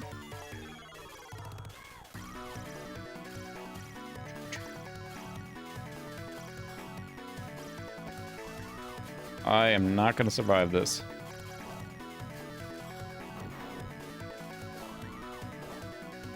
I'm like a little cricket thing. There's so much going on.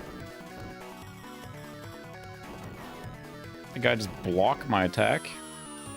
Okay, I would very much like this thing here. There we go. Oh, lasers! It won't save me, but... boy, it's running sluggish, too.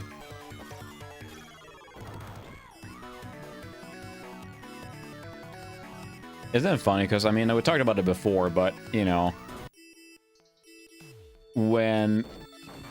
so, say you got a 32X, which, you know, yay, I guess. That was... oh my, that is a big robot. Can I shoot you? I'm in like a grasshopper thing. We just hightail up here? Okay, got it. Ah.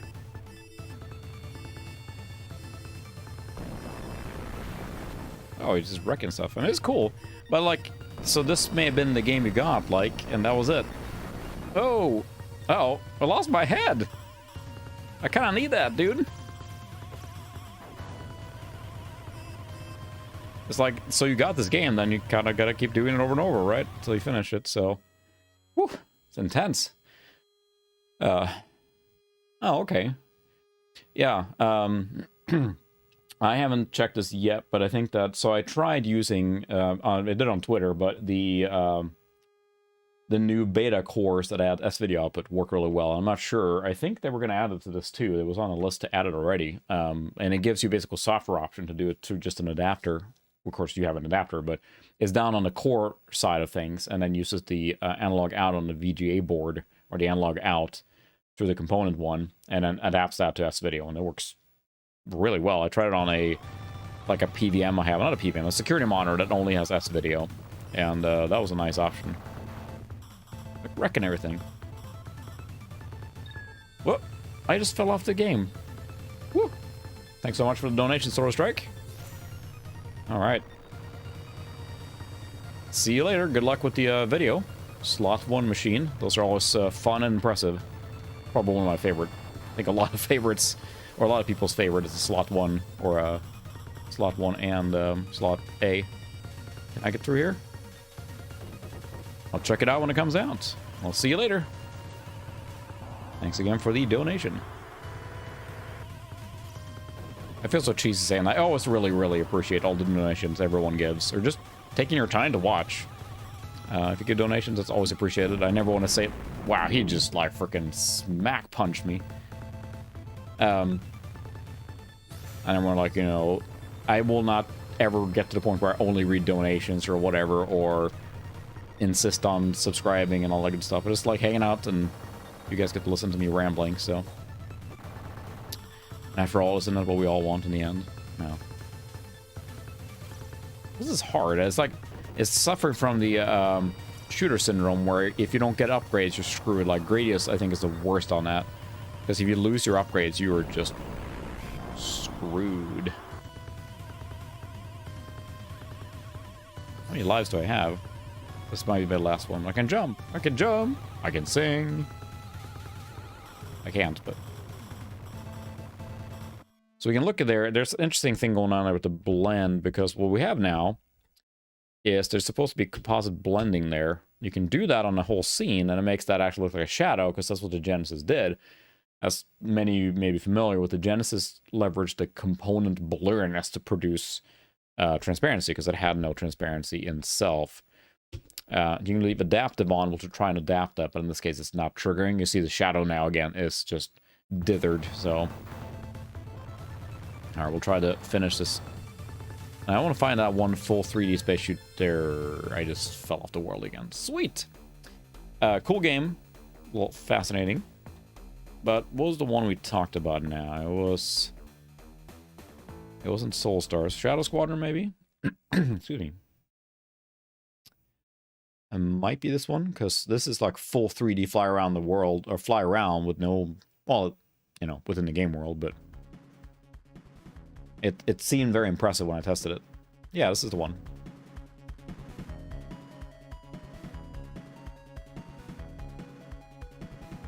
Cool music, too.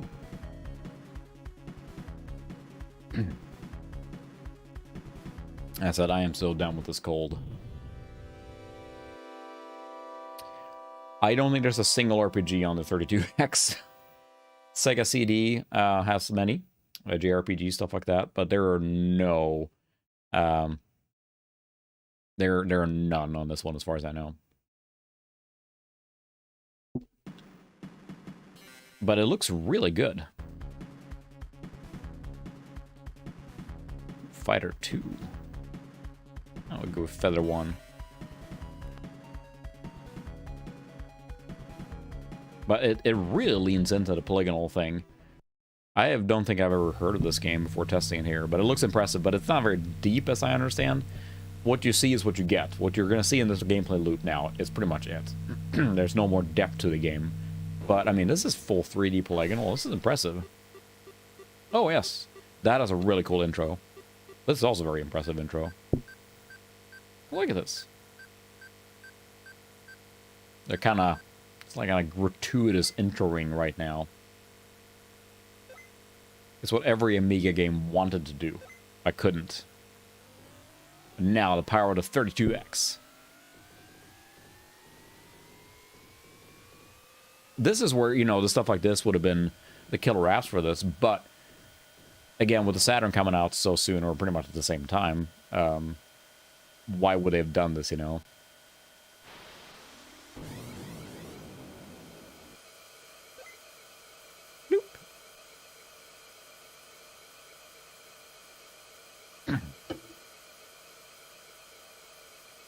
Jump out coordinates.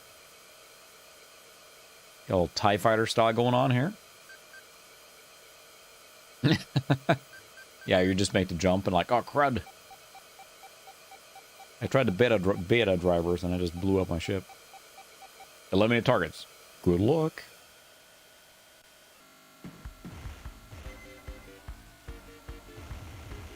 I think that's it. You can shoot. I think you can use that, like...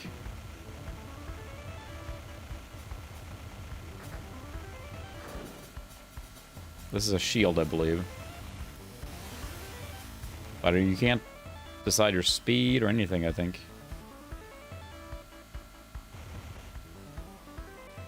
Okay, you can slow down. I did not have the 6-button controller plugged in last time, I think. But here we're talking now. We're flying through, you know, full 3D space at a pretty good frame rate, so...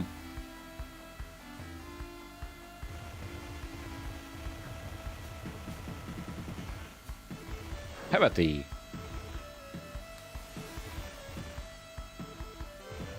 So again, impressive. I don't think there's much more to the game than what you're seeing here. There's some capital ships here too, but...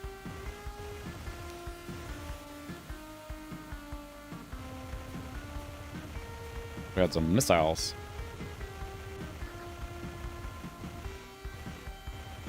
Yeah, Spider-Man is actually like a platforming adventure game, and it is really cool. I believe it has a problem on this core, though. It actually crashes after a while.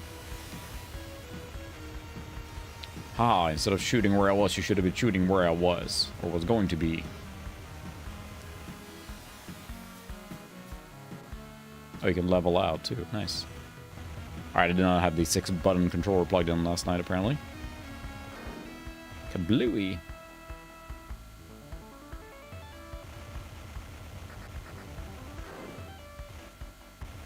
But yeah, this is actually, you know, pretty impressive, technically. Shows you more what the 32X could actually do.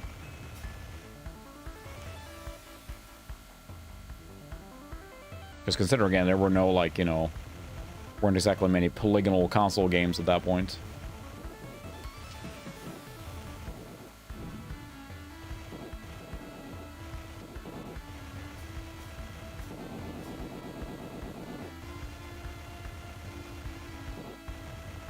Not sure if I hit those, but sure.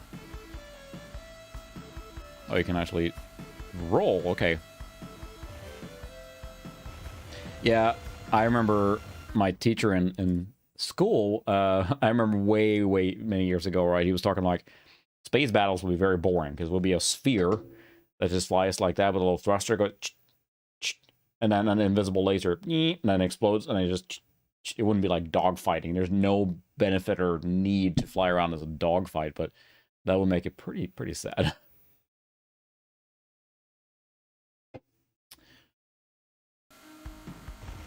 But yeah, this is impressive, I would say. And sad that the 32X didn't get much chance to shine, but then again, you know, it lived on in the Saturn.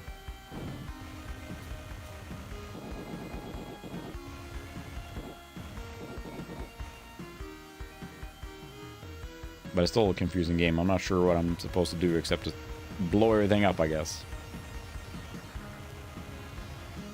Which I think I have done here all just about.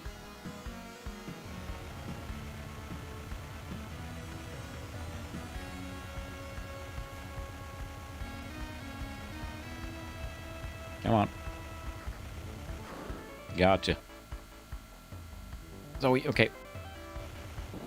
I think I can damage these things. Yeah, there we go. Whoa.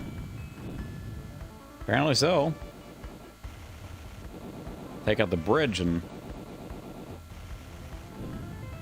I took care of that. Nice. I've had those lasers for quite a while, right? But it's a matter of, like, getting an entire ship for, like, one laser gun. Because the cooling systems for those lasers are huge, so... We're a ways away from a... You know, laser in the 40 megawatt range or whatever Terminator asks for. Pocketable lasers.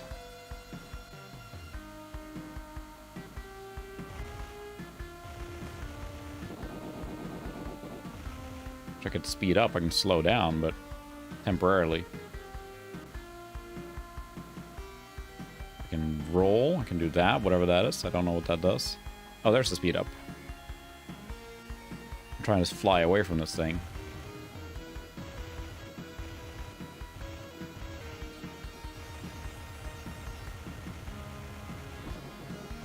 That hurt.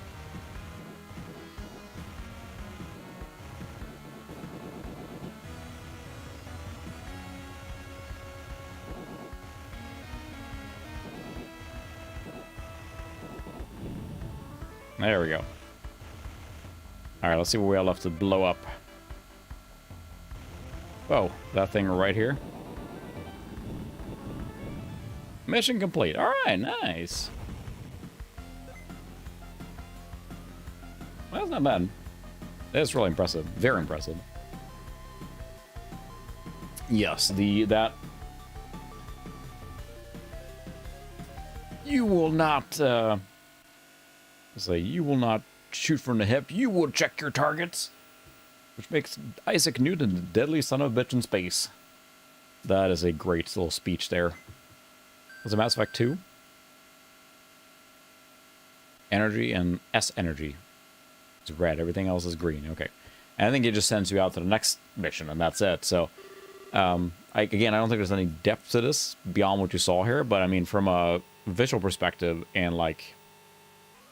This is really cool. And I think what I saw is that, you know, it's too bad the Star Wars game exists because basically this, but better. But that runs way, way too fast on the sound. So it sounds absolutely ridiculous. I wonder if I can get a... Maybe I'll just mute the live stream at that point. Yeah. Is that one of the Romans of the Three Kingdoms, maybe? That's a lot of ships. Asteroid, wow. That's a lot of fighters. Could they send out anyone else except just me? No, now you're fine. Whoa, that's an asteroid.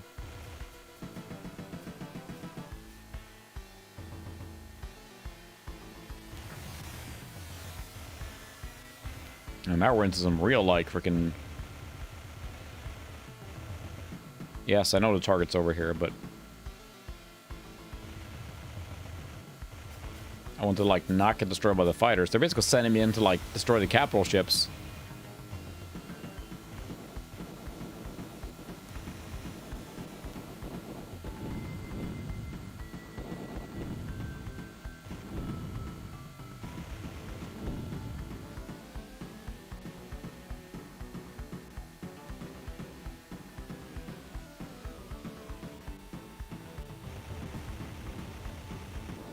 You go in and take care of the capital ships while dodging the fighters, and good luck or something.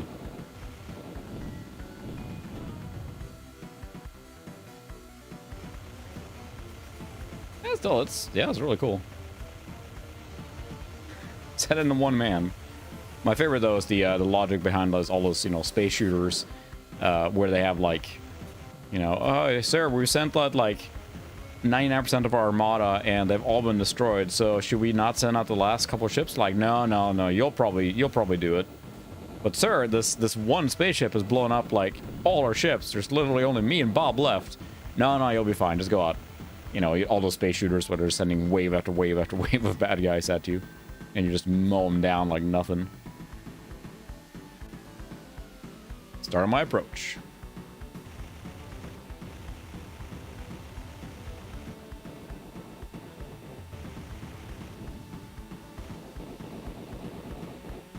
I got destructible parts here. That's pretty cool.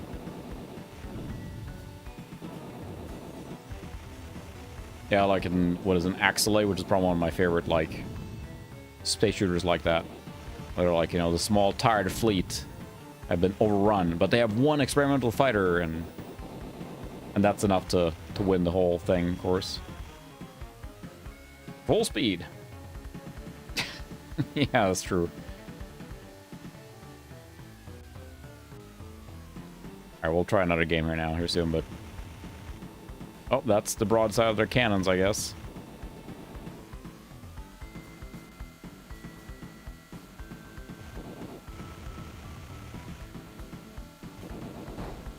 Ah, take that, ramming speed. I couldn't outrun them or outram them. Well, it shows you again the polygonal graphics here. We'll check out a Star Wars game real quick, but it does not.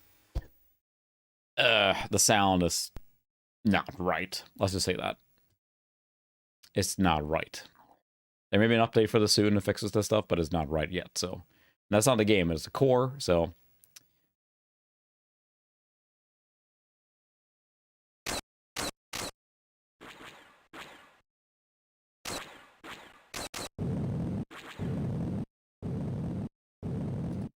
Trying to turn down, sorry. Just the sound is not right, so. Here we go.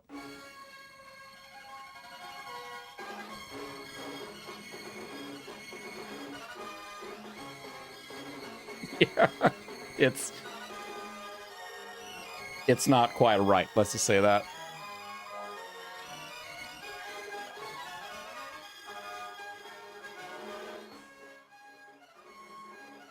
Yeah, it's very cool, but it makes it basically unplayable. So, it's just makes it unplayable. It's pretty terrible.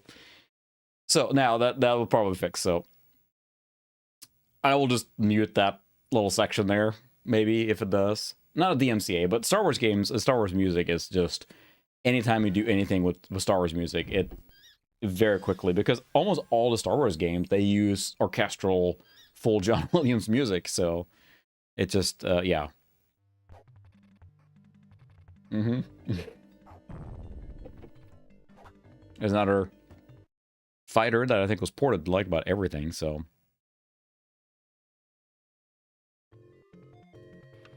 it can be a T-Rex and whatever this guy is, and Diablo. We're gonna Diablo. God morgon Henke. Vi spelar Sega 32X. Our Swedish friend joined here now. But I don't know how big the 32X was in Sweden. I don't remember ever seeing one. If I remember right, this was billed as a pretty mediocre fighter. It wasn't exactly... Alright, it's very low now because I turned on everything to mute the horribleness of that Star Wars game. And as I understand, the game is really good. It's one of the better games on the system. But until the audio is fixed, it's, you know, it's basically unplayable. And there's a couple of games like that too. There's a motocross racing game. Also, seemed interesting and good. But it is not playable yet. I mean, it's playable, but it has a horrible sound that makes it virtually unplayable.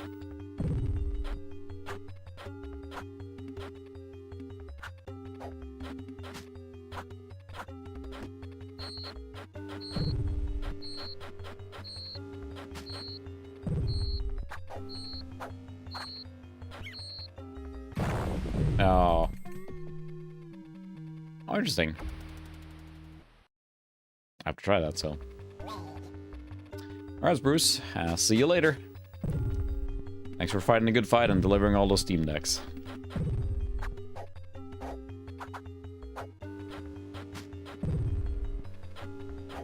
Seems like I'm not doing much damage to this guy. Ow.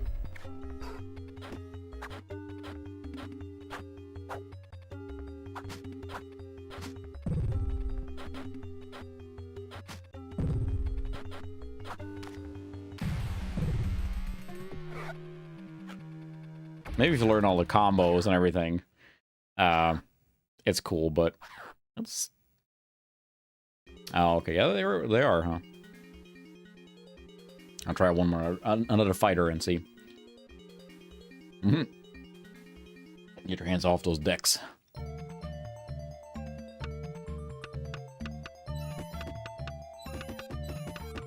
It's interestingly, so many random fighters on the 32X that I've never heard of. Now, Primal Rage, I mean, that one came out on a lot of different systems, I think. It was not specific to the 32X. Which these games would keep a single audio level. They all hop around like crazy. Or pick, Monkey guy.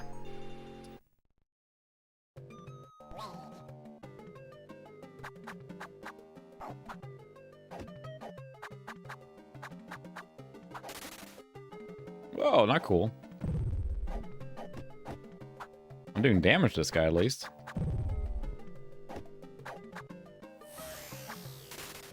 No. What are the combo moves? I have no idea.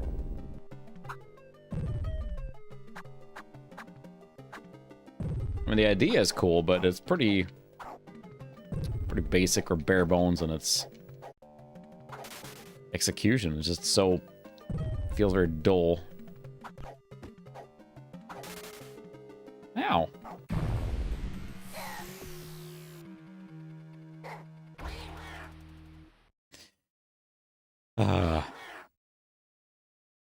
The MiSTer, Henke, is... So, the MiSTer, I can't show it because I don't have a camera on right now, is a hardware emulation platform. I highly recommend... I did a video on it. There's also a My Life in Gaming 2.5-hour video introduction to it. But it's basically a hardware replicator. It can duplicate or reproduce Super Nintendo, Genesis, you know, NES, Game Boy, Game Boy Advance, and now 32X came out yesterday. PlayStation 1 has come along, and it plays it more accurately than a software emulator, because it's trying to duplicate the hardware level instead of the software level, so you can get it to the point where it's much more accurate. And it plays like the real deal, basically, in a lot of these cases, and they're getting as close as you can to the real deal. Cycle accuracy is the intended point. So, for example, like you play a game that is slow in certain spots, or like a Game Boy game that stutters and stuff, this will be reproduced here exactly. It's that's the idea. So, all right, that's a cool game, but not my style. So we'll play Metalhead. We talked about that one. All right, thanks for stopping by, Bruce. So yeah, the MiSTer is MiSTer FPGA, so Field Programmable Gate Array. This seems to have a really cool intro. It is 5 years after the establishment of the World Federation. Yet strife and civil war are still on the rise.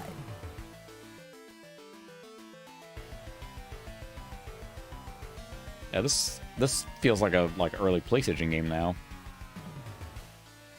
To maintain public order, a powered bipedal armed robot, or Metalhead, was created. Metalhead. By the International Special Armed Forces, part of the Federation Police. So yeah, the reason we're streaming this tonight, Henke, is because, your morning, the 32X core for this just came out yesterday. No one knew that it was coming, so consider that like an additional entire system to play on here. And in theory, then it plays almost like the real hardware. So there's a big topic on the MiSTer thing. So I did a video if you want to check that out. It's kind of like a what is the MiSTer introduction. A revolution led by terrorists broke out. Chaos erupted. With several fully armed mechs, the terrorists soon overtook an entire country. Oh no. Anyway. That's like, didn't Heavy Gear, the mech games, they had kind of like a riding mech sort of thing? The terrorists are all yours. Demolish them and regain the capital. Voiceover and everything, you know? Whee! Alright, that didn't look that good.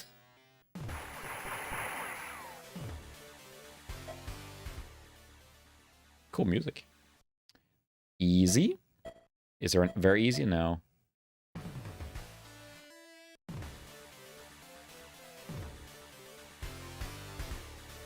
God, the Genesis sound chip is just amazing.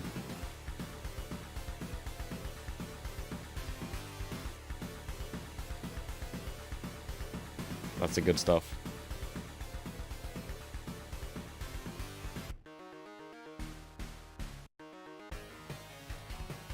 This is a great soundtrack.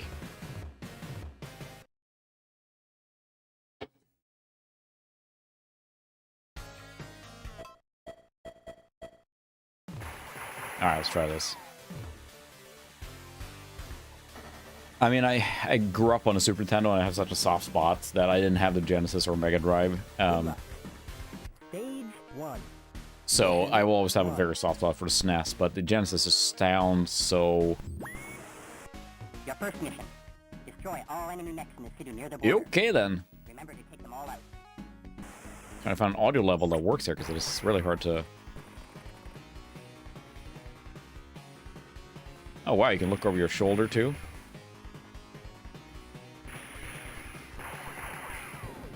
Oh, someone behind me.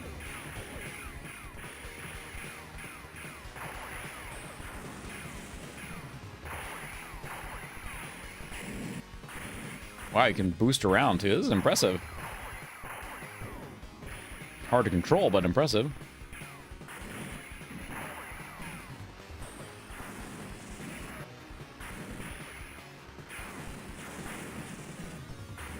Drive around, and I was trying to find a good audio level, but it's difficult here. But grenade cannon. Drive around.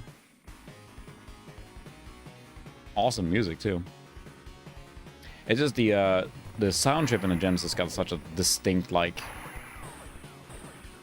lock on. Aha. Very distinct sound.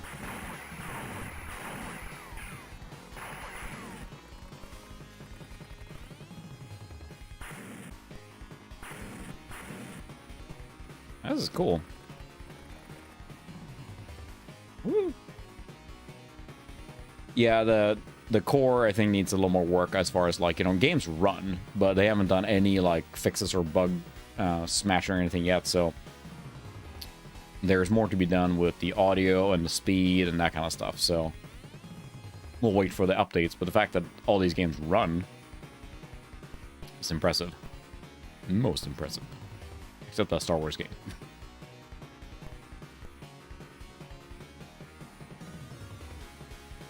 Alright, so a guy hiding somewhere.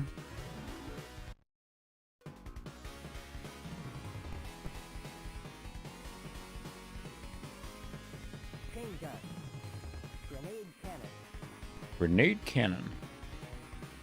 There's no radar thing. I figured it would be a blip or something. Driving around.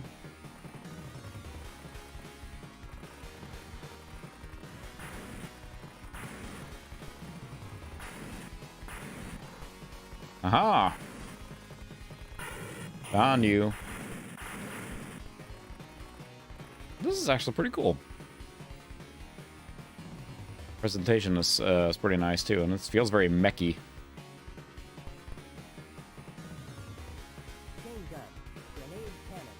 Grenade cannon. Where's the last mech?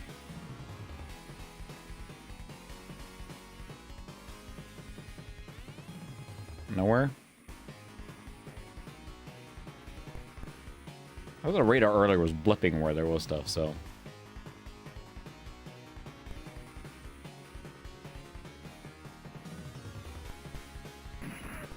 Oh.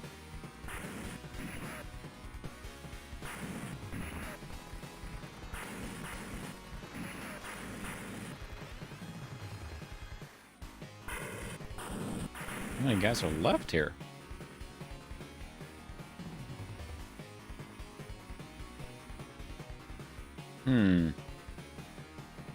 Well, Shogo vibes here now, don't you think so, Sukra? Just the mobile armor division or whatever.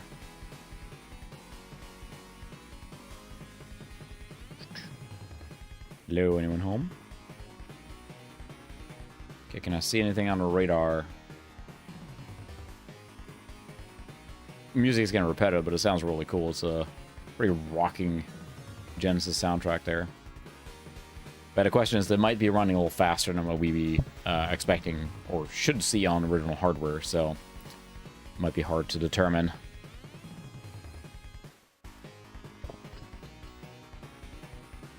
Too bad I have no idea where to go now. Is this a resupply here? Oh, just a Jeep. I just ran into them, went flying. Haha. Sorry, Jeep.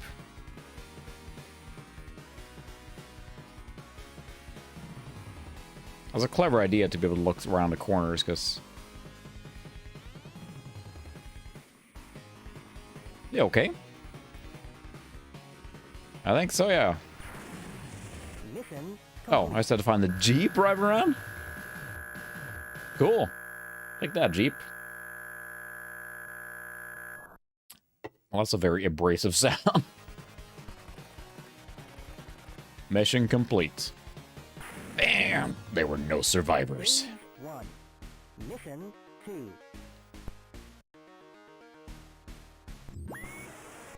Destroy the stationary mechs under maintenance in the area. But stay alert. This could be an enemy trap.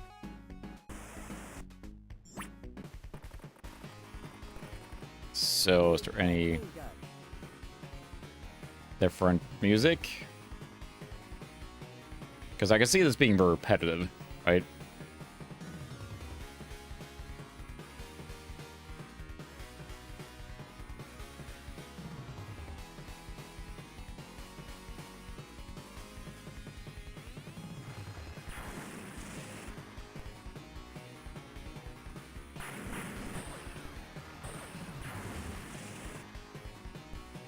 Did they get blown up, or did they just fly away? I think they just got blown up. It's fascinating, too, because you think about, you know, something you should forget now playing this is that it was a cartridge-based system, right? So that has pros and cons, but you compare it to the Saturn or the take that, or the PS1, which had much more storage space, so they couldn't, like you pointed out there. Yeah, it's very, like, pop-in heavy, because it just can't render that far. But it's, like, based on a Doom Resurrection one, which is really, really good. Like, if they could make similar improvements to other games, that's something that's, you know... Question, would you do that to this? Like, what could they do if they took the time to develop this more?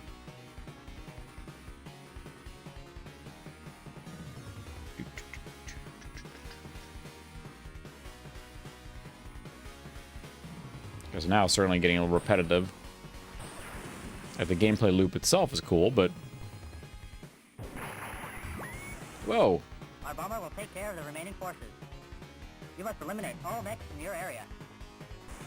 Thank you, random fast-talking person. That, again, it's not supposed to be that fast, right? So... Stop flying and face me.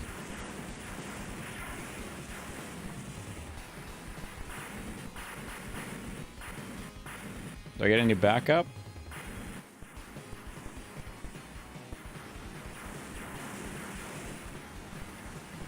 Oh, I took care of those. Nice. Yeah, that of course runs. The voice runs way too fast, but this Colonel Chipmunk is back. Whoa! Don't bomber me out. Stop bombing me. I'm right here.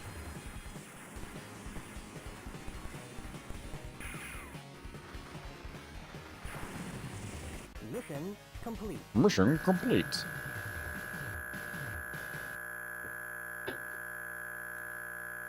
Yeah. I mean, we might have seen a lot of really cool things on it, but again, we got this Saturn after that, right? So I'm really excited to explore the Saturn library, because I didn't play that at all, really. Whoa! Can I move now? Stage 1. Oh. Mission 3. Yeah, it's easy to forget. You make a good point, Doppler, because, I mean, CDs just revolutionized how much storage they could use. In an attempt to regain control of the area. First, take out their leader to destroy their chain of command. You should be riding an armored vehicle. After that, it should be a piece of cake. Like, see what you're made of.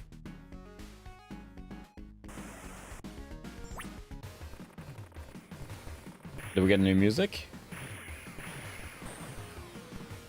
I think so.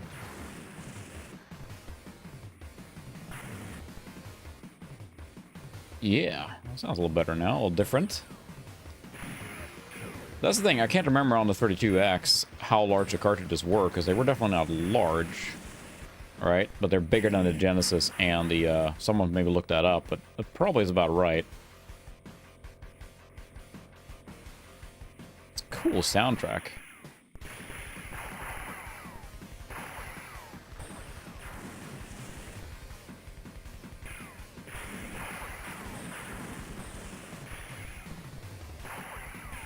I like that they just go flying when you hit them. Take that.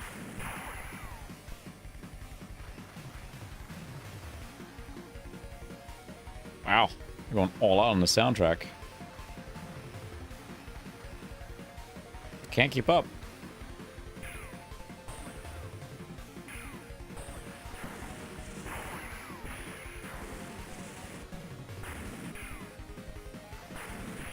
Wow.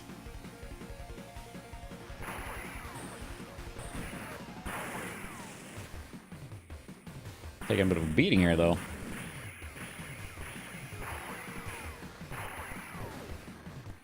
Yeah, that's interesting because I did this. So they had the Mega Drive and the whatever, right? They there he is.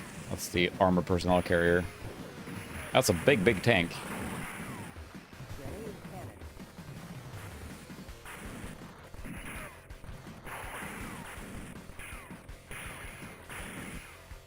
Mission complete.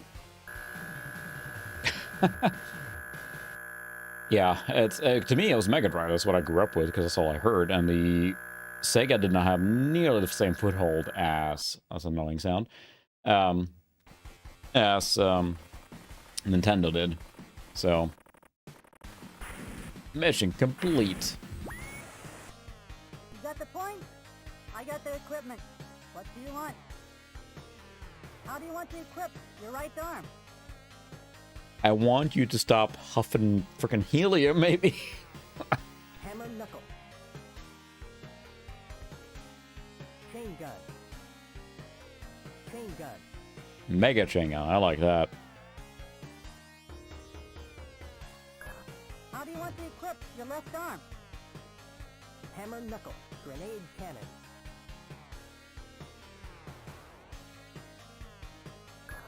You'll probably need some optional weapons.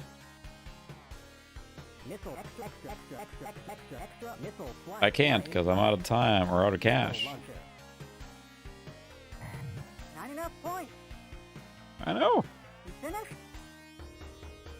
Not enough points. Yeah, so it wasn't really, you know, I think it was powerful in the scheme of 16-bit consoles, but it had the potential. But, you know, it was very fascinating. I read about a little bit, but it's the fact that they were trying to make a new console and then, you know, no, let's just make an add-on instead. And it's an interesting choice because it's a powerful add-on, but Later, chump. later, chump. Stage 2. Mission 1. This is cool. I'm curious to see how the voices sound when they're not chipmunky. We've detected the enemy's frontline base somewhere in this area. Find the base and get a Max Headroom's brother. Get a photograph.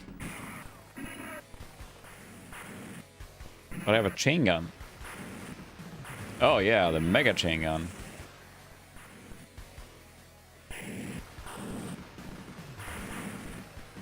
Why am I taking pictures? I'm like just wrecking everything here now with the mega chain gun.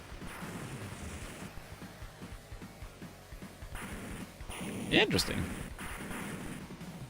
Because I mean, at least in what little research I did about it, it seems like it was a positive reception in the beginning, but again, without the software library to back it up, that's a problem, you know.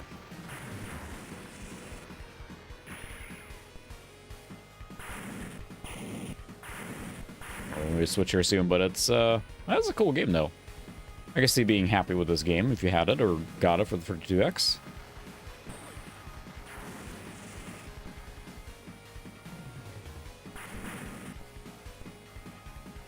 This could have worked as an isometric game or something too, but it's like in 3D, everything's 3D. All Desert Strike vibes here now too, except it's mech. Well, really cool music for sure. Whoa.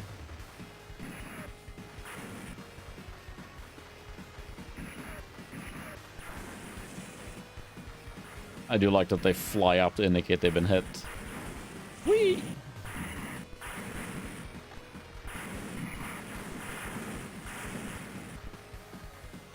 Okay, is this where I'm supposed to take my picture? I already did, okay.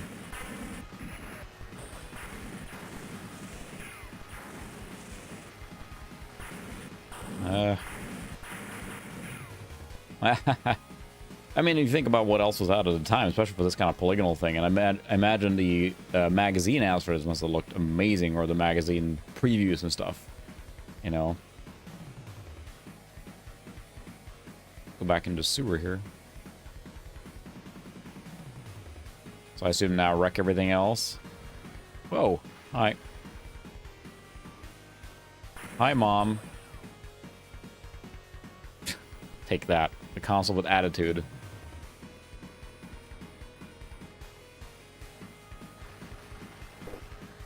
Mission complete. Mission complete.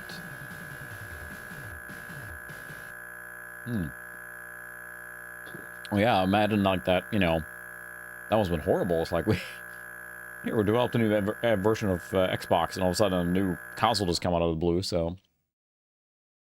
Wow, so it wasn't cheap, but I think it got much cheaper later, right? It was marked down to like basically 20 bucks. Alright, that's a cool game. We can try a different one now. But yeah, that's cool. Was this system exclusive? We're going to need help getting through the gate. Yeah, it probably sounds a lot better when they don't have the chipmunk voice, but... We can check a Colibri? I'm not sure. I can't quite figure this game out, so someone else is welcome to help me try and figure it out, because it's kind of like Echo the Dolphin kind of weirdness going on with this one. Because I think that, you know, it feels like Sega had the best success getting the Genesis to market early, and that's too easy, why not? Okay, A special, B weapon, C burst.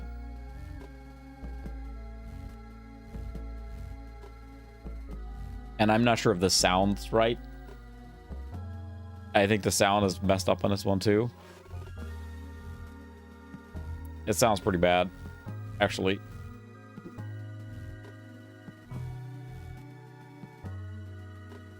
There's a toad. I want to get eaten by the toad. Don't have any weapons. So, yeah, it sounds really odd.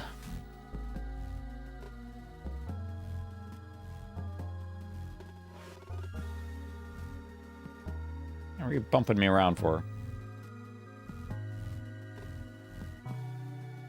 Can I get some nectar here? No? Jerks. Yeah, I don't think it's supposed to sound like this.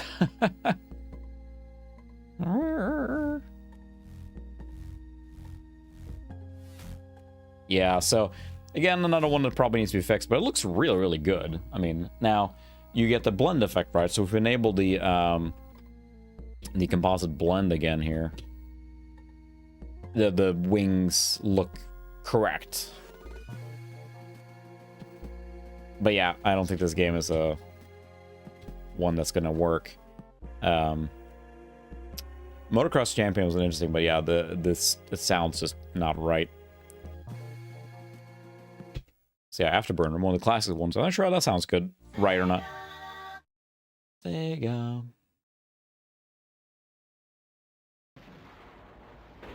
Too late, I already switched off the game because it looks horrible. Or no, sorry, sounds horrible. Where's some classic Afterburner? Yeah, we tried the Dark Side. I'm not sure if you saw that before. That was an EU exclusive game. That's the one we tried earlier. The Dark Side EU, for example. That was exclusive. Oh, tack för att du stoppade förbi. Vi syns senare.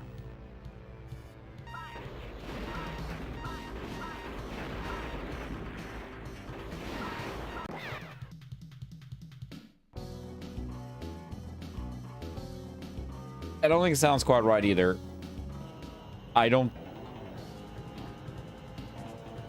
There's something with like the dual layer audio or something that's... Only some effects sound weird.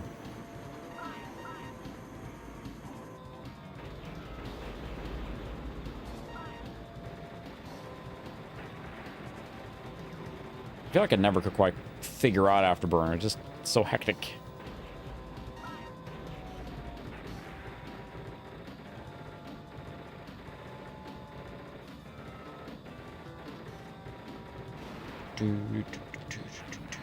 Oh no. How unfortunate. A gratuitous crash there.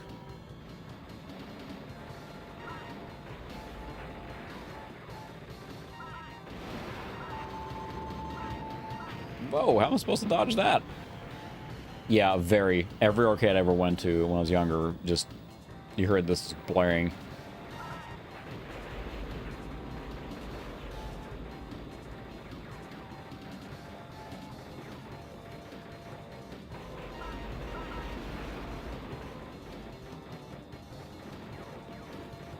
I feel like I never, like, just quite figure out this game. Like, I always get shot down. Okay, I need to do the barrel roll to dodge. Good game. We'll try it again. Daytona. That was also a mainstay of any arcade, hearing that constantly blaring in the background. Like, it's just blended in with the other stuff. Can't hear anything. It's just Daytona way back.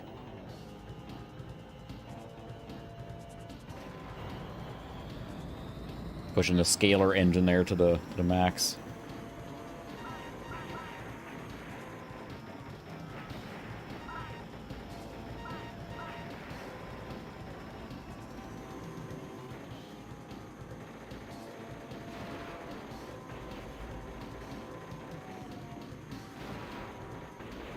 How do you do the barrel roll?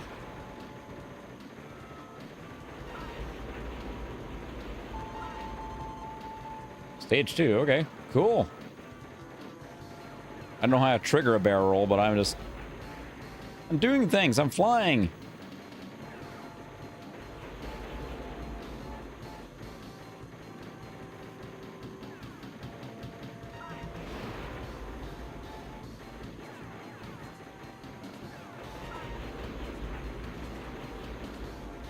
I'm doing something.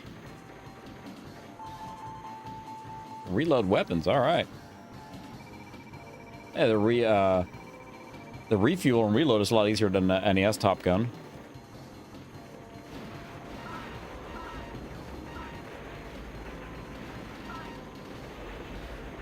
This is chaos. I'm pretty convinced there's no like strategy to this game except just, I mean, that I guess.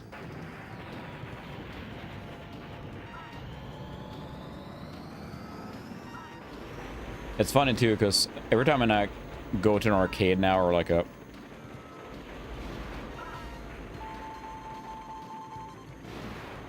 Oh, there's the classic sound. Yes!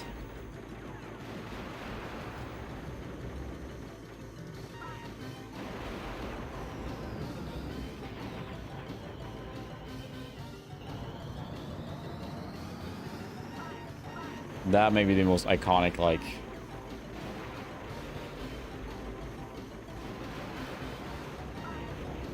I'm really trying to do the back and forth.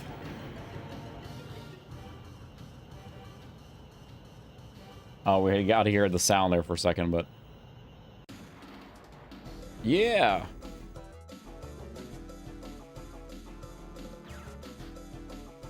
Going to an arcade now, or playing any of the games, you forget, like, how horrible, like, money-grabbing they are. You play like some, like, Turtles in Time or something. I mean, you're just screwed out of your money so quick. Is there a music test? Yeah.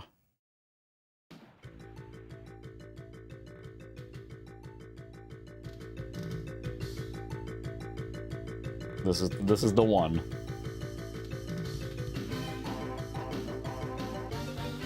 It doesn't sound right now, I think. Right?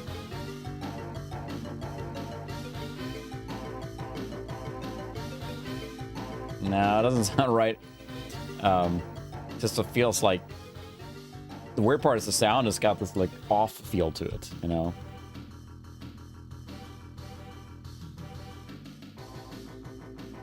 Yeah, it doesn't sound quite right. We can check out the Spider-Man game, which is interesting because it is... Let's see, it's... Where'd it go? The Amazing Spider-Man, Web of Fire. Yeah, the Afterburner main theme is just really amazing, but yeah, it's not did not sound correct there, so. But yeah, it's, there's a beer arcade in town here that does have Turtles in Time and stuff like that. Or the TMNT arcade game. And it's really cool, but you can do free play. And then you realize that you're playing it, or even playing it on, we have like a stand-up arcade thing we bought cheap that is emulator machine, right? And you can push the button to get credits. It's great for the kids. But then you play through that game, I'm like, my goodness, it is so cheap with the hits. Like, the amount of stuff you can't stop and still lose the credit for is just ridiculous.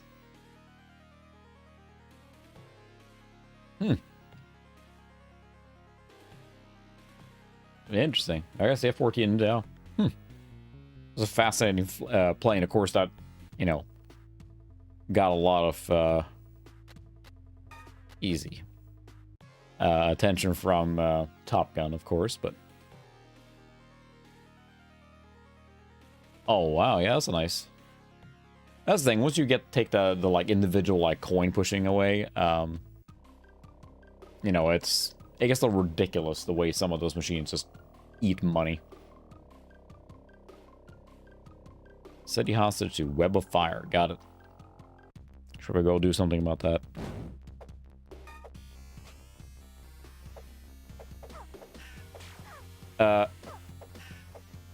So this also suffers from the sound. So they all sound like "Arr!" I think at least on surface level, this is not a bad.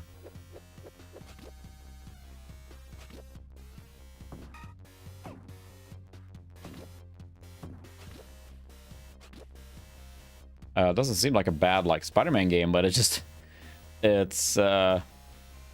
yeah. Ah!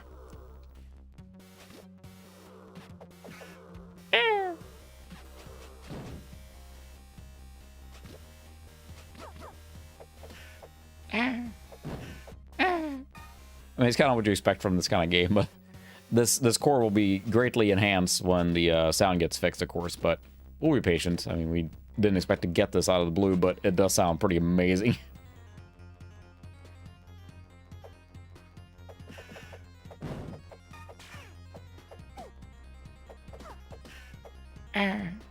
And yeah, this is one that I've seen crash a couple times, so I think it's just, you know, something with how the core is processed in this game is not working yet, so that's kind of to be expected, considering it just came out. One that I think that does work pretty well is Virtua Fighter, which of course is another. Well, the music's pretty good in this game, but Virtua Fighter I think runs quite well. I know we're hopping games a lot now, but some games aren't much to show, and some games are obviously not working yet. So I think that's gonna be expected,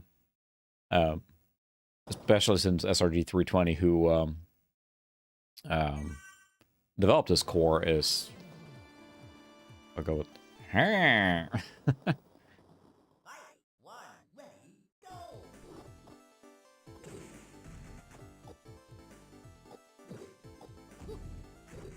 It's very quiet. It's telling you that just hopping games like this makes audio level tuning brutal.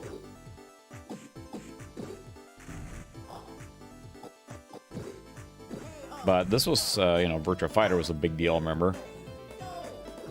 Nice.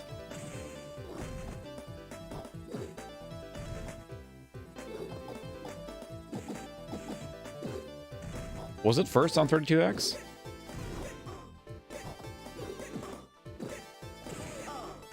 Where was Virtua Fighter first released? Because it was a big deal for the it was a big deal for the Saturn, remember, right? It was kind of like the killer fighter app for a while. Okay, I'm on Saturn first. Okay, because that's what I thought. It's like it was to. Oh, he just landed on me. I am not button mashing. Okay, I'm button mashing, but oh, you just hit me in the private area. That's not very nice.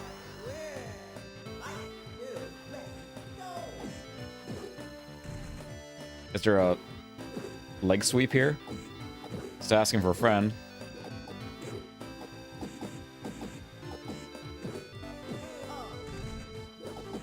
Leg sweep it.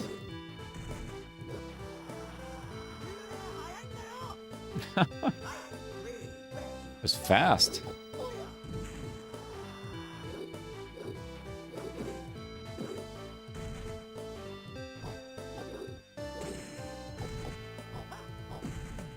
Ow.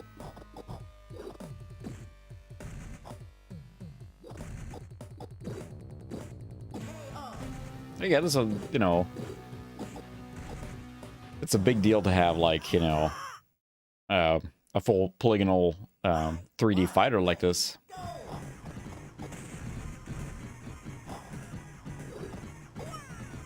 Oh, don't do that. Hey, a leg sweep. I can't play fighting game without a leg sweep. Worst game ever. Well, that punch is pretty effective. Ow, ow. The recovery time is really long from when you're laying down. Yeah. Because if all the games had this, kind of polished, right? I mean, this... If I would have gotten this as, like, my Virtua Fighter version or whatever, I don't think I would have felt like cheated or anything. I mean, I know the Saturn one's probably, you know... Nope, get up! Oh, better, but...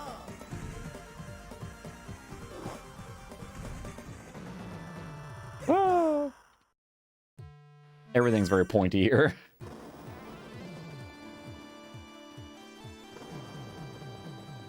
We're gonna play as the Mysterious Ninja. Of all these games, they're all like, you know, 20 and 21, and... Oh my goodness, he can jump. He can really jump.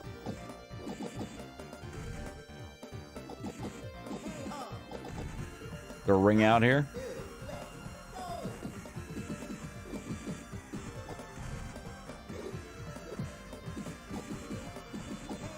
Oh, I found my cheese move. Rapid punch. That's whatever you're talking about there for you. Oh.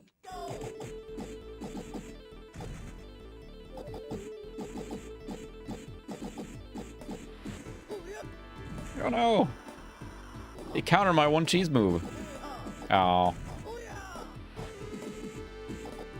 Yeah, that's the thing, and it's got a very distinct style to it, and, you know, the early polygonal stuff was like...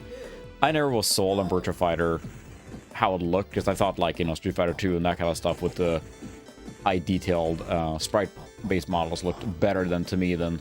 That jump is something else. Ow. Right in the face.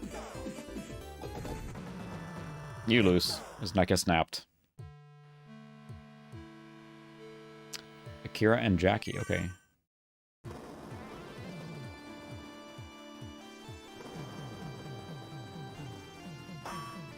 Uh-huh. Thanks for that tip. What is... Klong. It's like a metal character. It's not helping me. Yeah, it is the jumping physics or something else.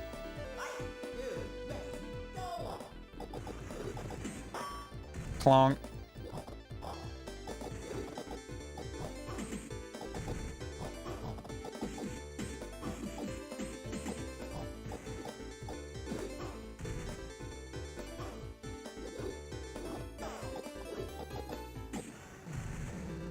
It's so slow to recover when you get... Oh no, I fell out!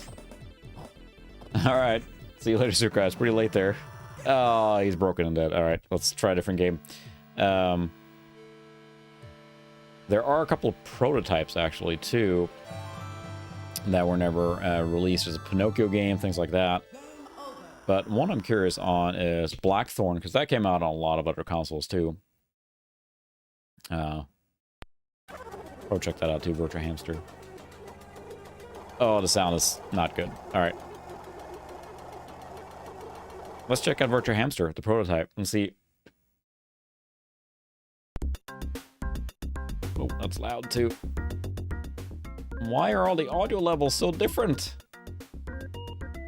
Blackthorn, yeah. If you're not familiar with Blackthorn, probably not in this state, at least. Yeah, okay. Blackthorn is a platforming, kind of like strategy game almost. They're a Prince of Persia style, except you've got a big shotgun. If you have not checked out Blackthorn, I highly recommend doing it. Still slow and plodding, but it's very much like flashback / Prince of Persia style game. Okay, so this is a prototype game that was never released. About a Virtua hamster, apparently. Whoa! Trippy. What did we just start playing? Okay. So how do you play? It's a prototype, so keep that in mind, right? So it's like a freaking Sonic special stage. Oh, it's the Earthworm Jim in between tunnel thing. Is there a snake chasing me?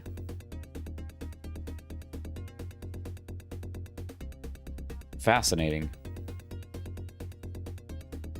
What will they come up with next? Well, they never did it because it's never released.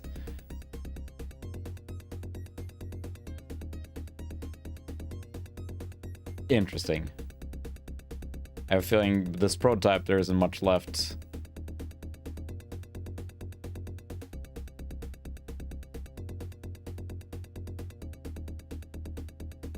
I press A and it goes back to the main menu.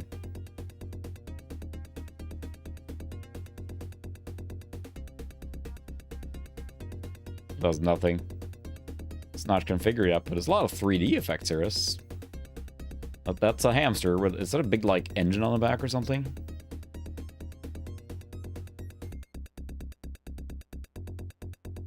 Yeah, it's clearly not finished yet. They added a few things. But what an idea. Let's put this hamster in here.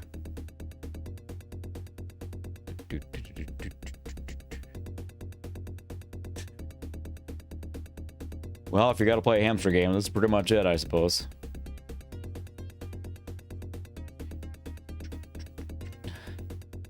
Yeah, the idea is there. I'm sure there was some story or something about why this cyber riding hamster is doing its thing, but...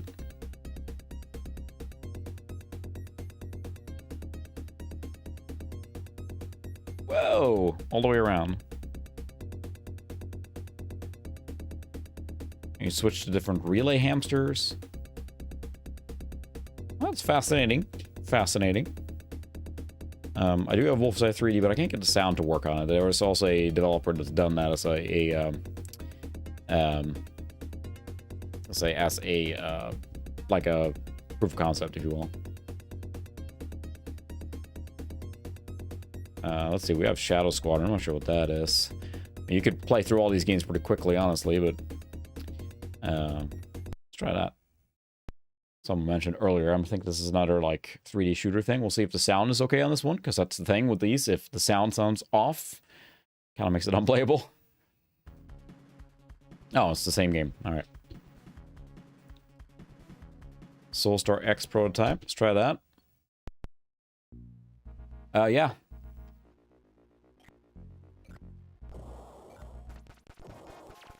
Oh, Soulstar was a game on the Sega CD, right? Or Jaguar, maybe?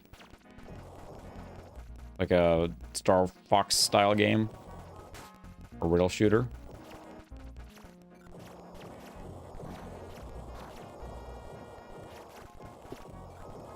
Hi, Zoe. Yeah, and that includes prototypes and unreleased games that I have found so far. There are less than 40 games total, or maybe about 40, I think. Even that. The thing is, like, development stopped because the Saturn was announced, right? So why would you develop games for this? That just kind of died from there. This Soulstar, I want to say... RAM.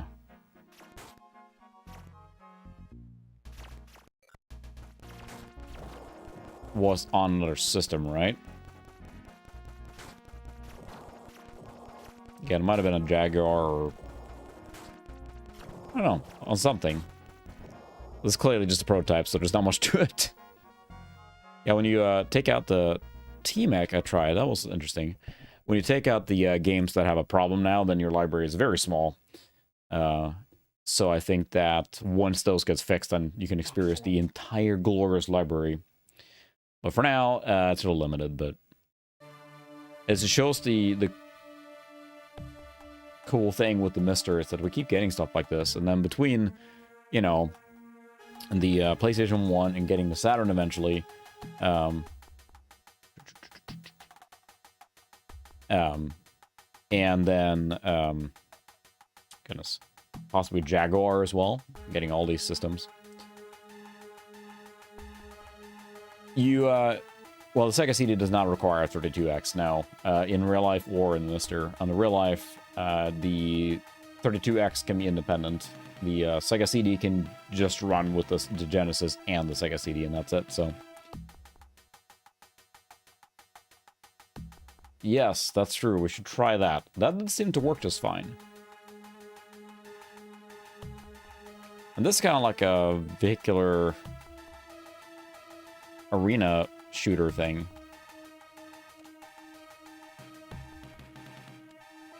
Which seems interesting. It's like, you know, Unreal Tournament and vehicles kind of thing going on.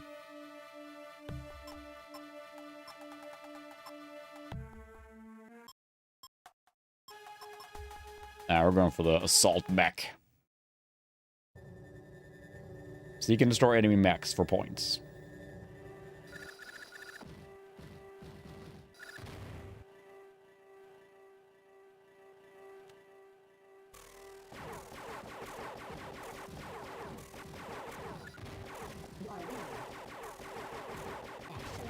I think that's pretty much it. Let's wreck all the fools. Hi, Zoe. It's like freaking hover for Windows 95 here.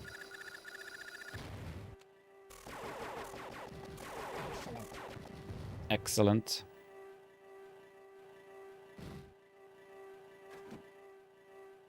You are winning. I am winning. I'm winning so hard.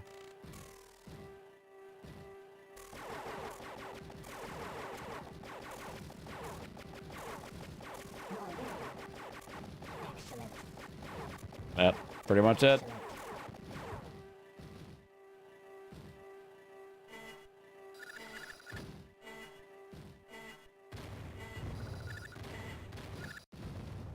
Ceasefire. Yeah, it's like, you know, you're post-apocalyptic. And the sound sounds terrible again. Oh.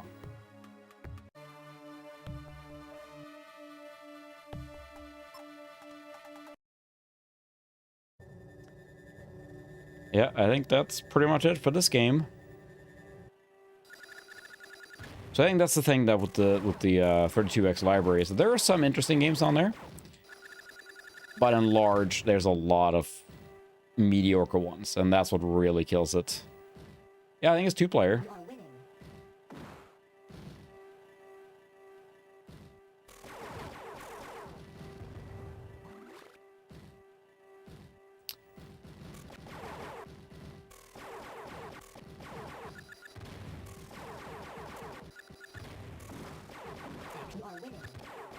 I am winning. See, my perception is this console now is completely tainted by the chipmunk sounds. I'm thinking like every game on here is like chipmunk based. It's really struggling speed-wise now. I don't know if that is part of the console or not, or if it's a core. Excellent. Excellent.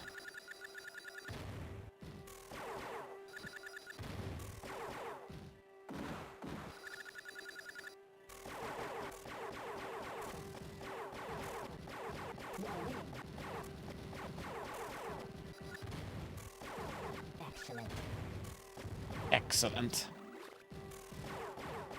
Yeah, that's the thing too, is like, you know, Nintendo seems to drag out some of their releases a little bit, but they also just usually produce, I mean, the SNES at the end there was getting some really killer games, like, were they as graphically impressive or anything like that? No, but, you know, there was a lot of really good games. But yeah, that's an interesting game. Let's see. Oh, sorry, we have to try that golf game, right? Because that's important. It's golf. That does not sound right. This was a Pitfall Mayan Adventure, but I don't think that was by far the best version of that. What is the golf game called? There were Golf Magazine's 36 Great Hole starring Fred Couples. That's a bit of a mouthful. What do you think, Zoe?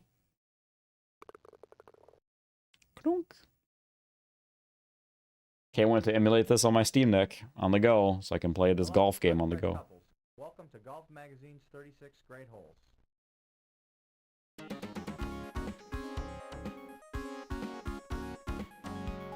I love soft listening sports music from this era of games.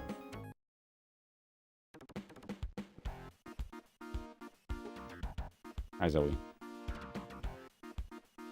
Yeah, exactly, and I think that's a good point too, which goes again with the whole 3D, 2D thing. It's like using that technology subtly, but it doesn't sell systems, right? You want the flashy, you want the cool stuff.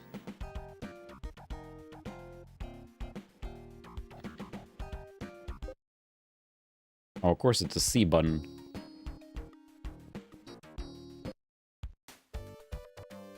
I'll do Fred's favorite. Why not?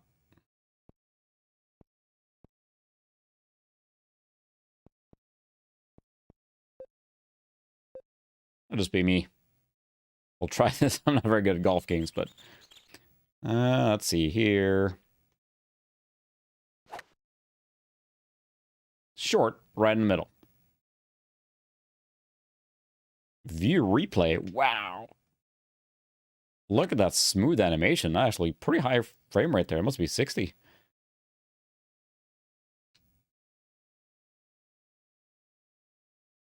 That did not get far enough. That'll play. I'll play.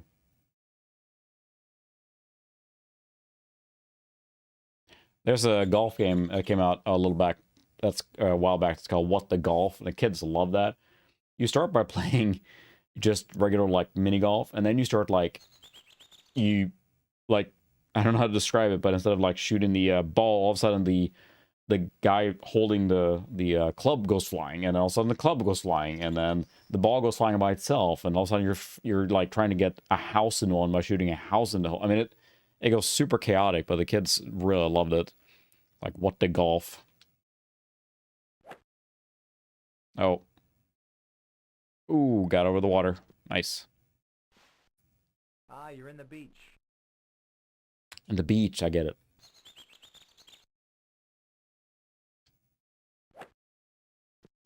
I got out of there. Yes, this is me playing golf. Just takes forever. But yeah, What the Golf? Look that up. It's on, you know, on Steam and who knows what. But we played it on Switch, and the kids just thought it was really fun. And you switch to different stages by just putting your ball around like crazy, and it's really funny. The first time you're doing this, like you're doing mini golf, whatever, or not like this, but you're doing mini golf and you're shooting. All of a sudden, you do the wind up, and your guy goes flying instead. You need to get the guy in the hole instead, and it's really funny. Chip it. There we go. Oh, this was on PC as well.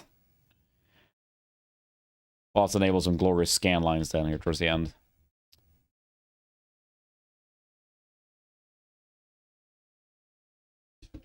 There, a little shadow mask action.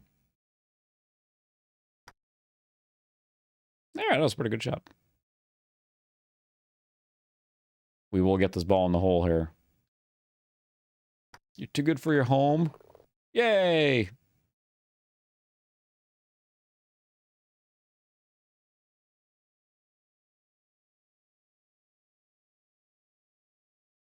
Yeah, he did not do so well there.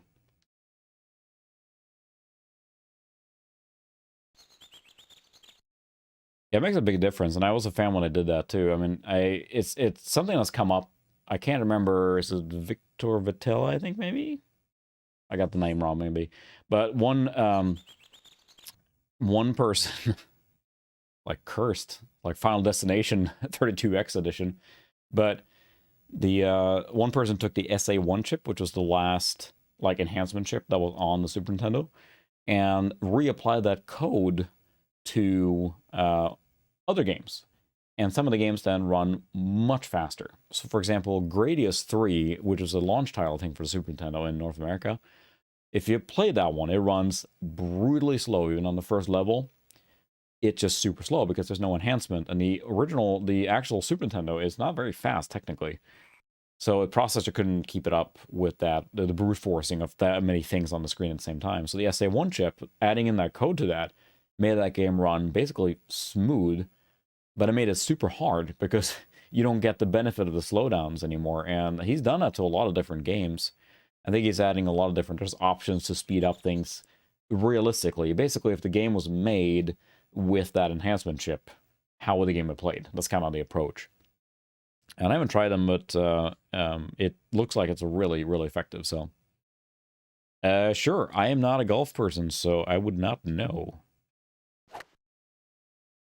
Take your word for it, for whatever that is.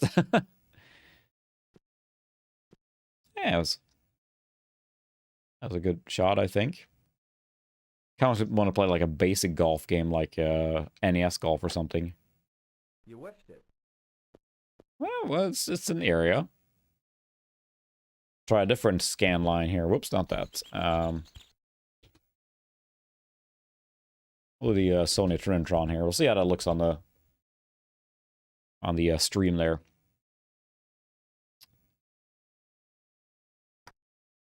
Whoa, that's all over the place.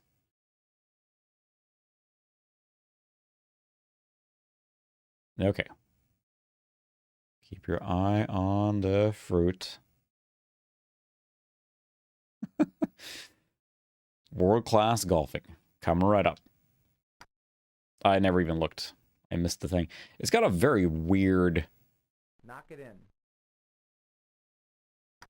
It's got a very weird, like, bar. I like the ones that spin around or something that gives you more of a... This is so quick. Like, I don't know when the bar is going to start. But yeah, I don't think he's doing so well on this round of golf.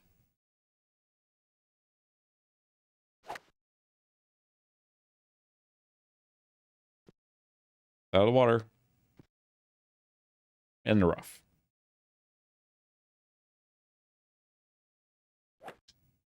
Maximum power. Yeah, splash. That's wet. That's a wet. Got it.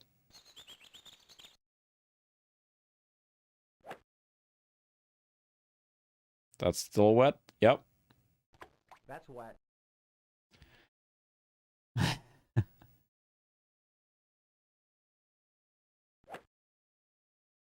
Get up a little bit.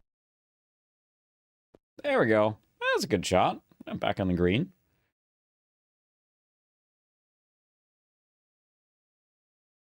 Maximum putt power.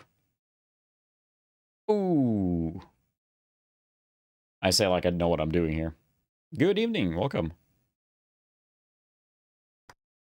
We're trying unsuccessfully to get the ball home.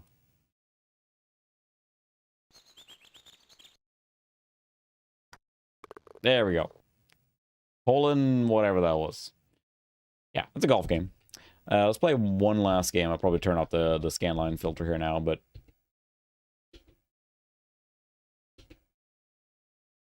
Alright, Revenant, thanks for stopping by. Thanks again for the donation. Hope your kid does better here soon. We'll play one more game. Let's maybe find just a regular platformer or something here. Because there's a lot of interesting games on here, to say the least. Well, not a lot, but... Oh yeah, Pitfall. We'll end with Pitfall in My Own Adventure, which I don't think is the best version on the 32X, as I understand. But it is passable. And this was on, you know, many different systems. Sounds like the Sega CD one might be the better one, or the best one for this. But we'll play this just for like a few minutes, and then we'll probably call it for there, but... It's a fascinating system.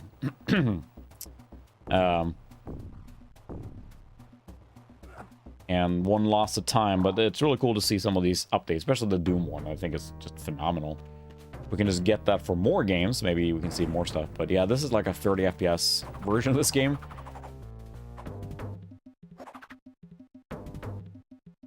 Oh, normal and hard. Okay, well, we're going to stick on... Yeah, this must have been on like every system known to man, I think, around the era. I remember just loving the animation style, seeing it in magazines and stuff, but then having a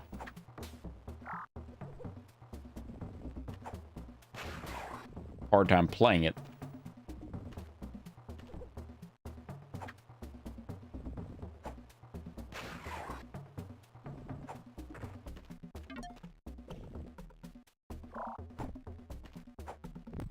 Oh, come on. Yeah, like it. I remember being very unforgiving. The little I played of this game, it's just very unforgiving. Like it just, you touch one thing there.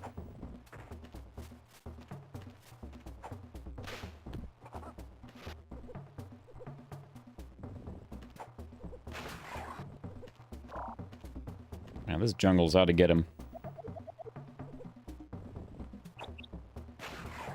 Jump.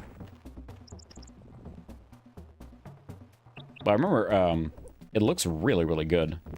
Like,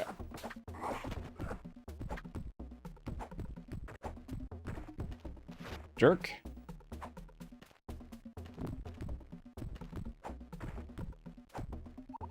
Oh, for Pete's sake. Got him.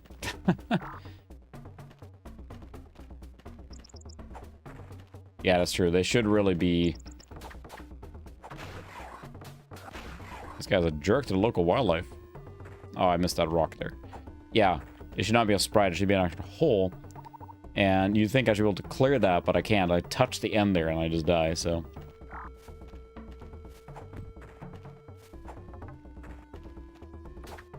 I don't know what that did. Yeah, it plays alright, but it's like, again, I think this... Oh, I have a boomerang. Oh, wow. It's like a screen clear. Tells you how much I played this game, but it still holds up as a platformer. But again, I think that this had many other versions from what I understand are much better. The Sega CD one is really good. Supposedly.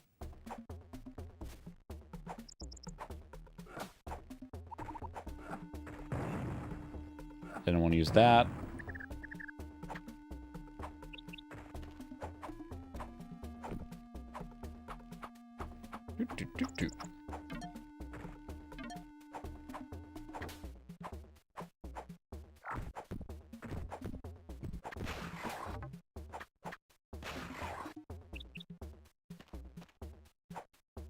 I don't know where to go. Oh, I fell all the way down. Wow.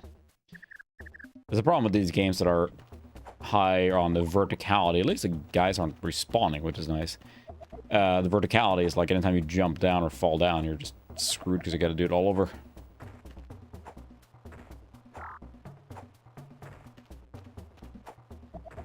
But again, it's certainly passable. I mean, if you had this version, it probably wouldn't be sad to play it.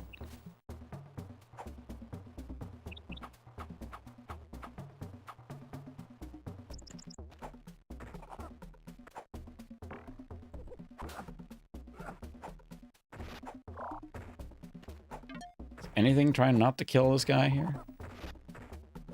Yeah, will be incorrect. Everyone's trying to kill this guy.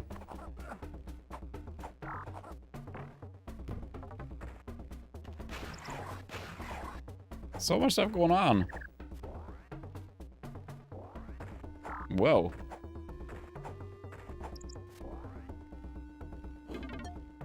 Gorgeous graphics, really. Even on this not the best version system. Do that right. I also felt anytime I play this game, it just, the platforming just feels a little, I don't know, imprecise. Where do I need to let go? Not there. Not there.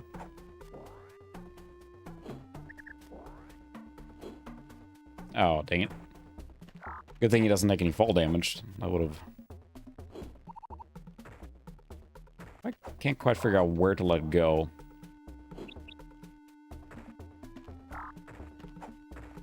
Yeah, very Lion King. Or Aladdin, I guess, too. Dang it. This is how the stream's gonna end. It's just me being stuck on this stupid thing here. I mean, what a lovely game.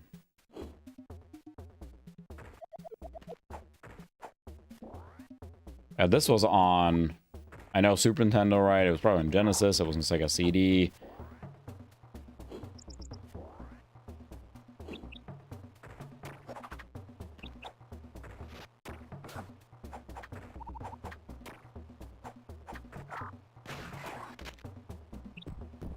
Oh, wow. That was not very nice. Goodness. Yeah, it's got a very fluid animation. Definitely give it that.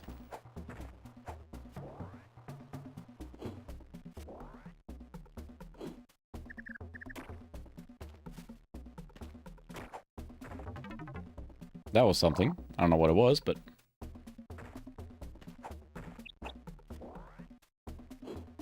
Oops. Really don't know why I can't figure out this.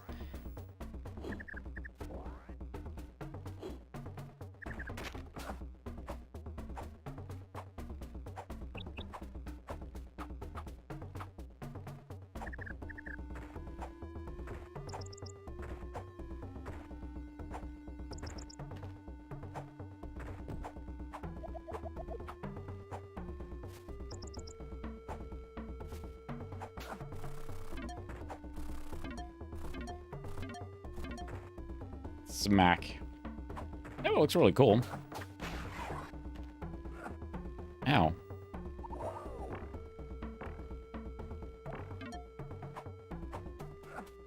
Yeah, I think even here where the game's running pretty well, there's definitely some problems with the sound samples, or I don't know if it's supposed to sound like that by default or normal. It's hard to know when I don't remember the game. Okay, is there anything else up here?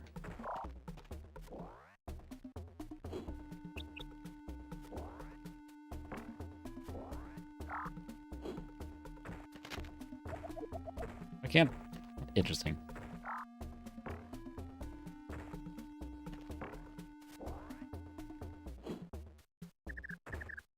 I had to get up on those branches.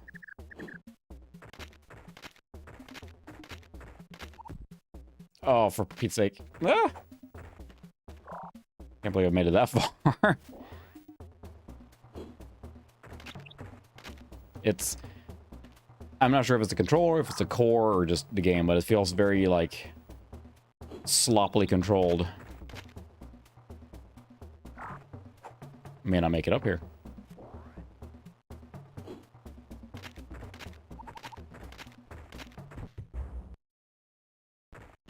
Okay. Oh.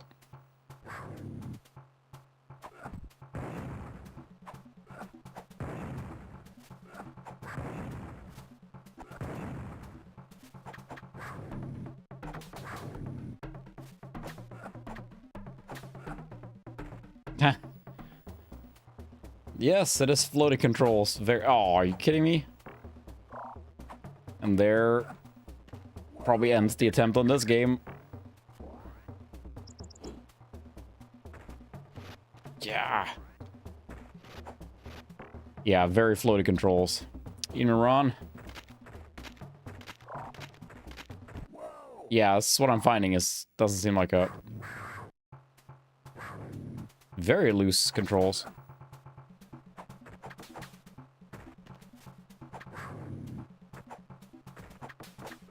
Trying to time jumps is really hard. Like they prioritized fluidity of motion more than tight controls. Brute force it. Woo. Ah. Managed to beat the boss on the first level. Mm-hmm. Yeah, that's rough. It's weird because you're... Again, it looks gorgeous, but this looks really good too, yeah. What's this? Whee! Oh, I can actually...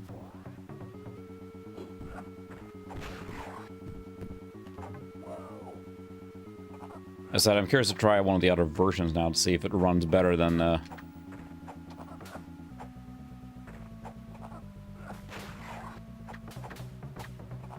Everything's trying to kill me! Or are you in the jungle? Seems like a very bad idea.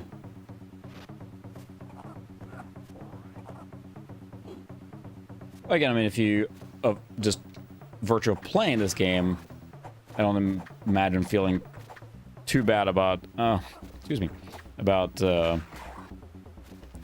playing this version, so. Yeah, it's true, this is very floaty.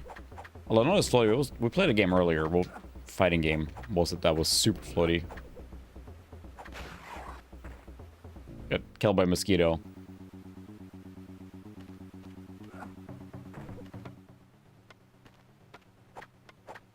I don't care for those jerks.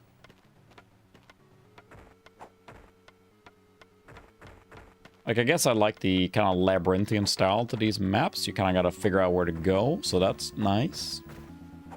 Maybe. Ow. I am not a fan of games that just, like, bombard you with bad guys. Where you can't really know what to do. Woo!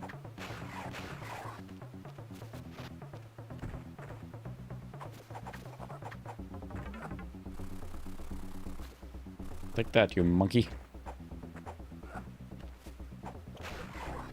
I just gotta give him the freaking smack here. That is so floaty, I can't believe it. See, I can blame the floatiness when I fall to my untimely demise. And it's weird, I mean, it's hard to get, I'm sure, controls good in platforming games, but there's so many games that are good. So it makes you really wonder when you have a game that is just really, really not good. Like, what went wrong? Then again, like, I'm a big fan of the Mega Man games. The Mega Man X, for crying out loud. The Mega Man X series, above all, is a big favorite of mine. And...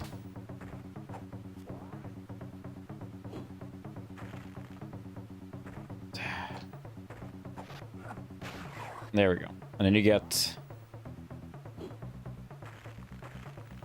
X, you know, you get to Mega Man X7 and they tried to do like 3D and it's just so bad. It's just so bad. Like, and they were trying to make it good, but it was not. It was not good. It was bad.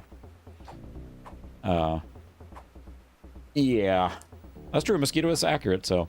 But the it's very, very loosey-goosey on what you can jump on. Like, I think you play like something like Castlevania 4 on SNES, right? It feels super tight, like when you play it, everything moves the way you expect it to. It's, you know, robust movement, and this clearly tried to go very hard on it needs to look really good first, and that probably is hurting it.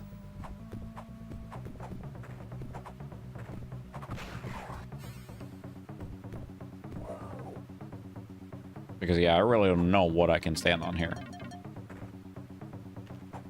At all. What's gonna kill me? Who knows? Interesting enough, I have never played Trombone. As much as I love Mega Man, I have yet to actually sit down and play the Legends games, which feels terrible to say, but I guess I should check it out now that the PlayStation core is on the MiSTer.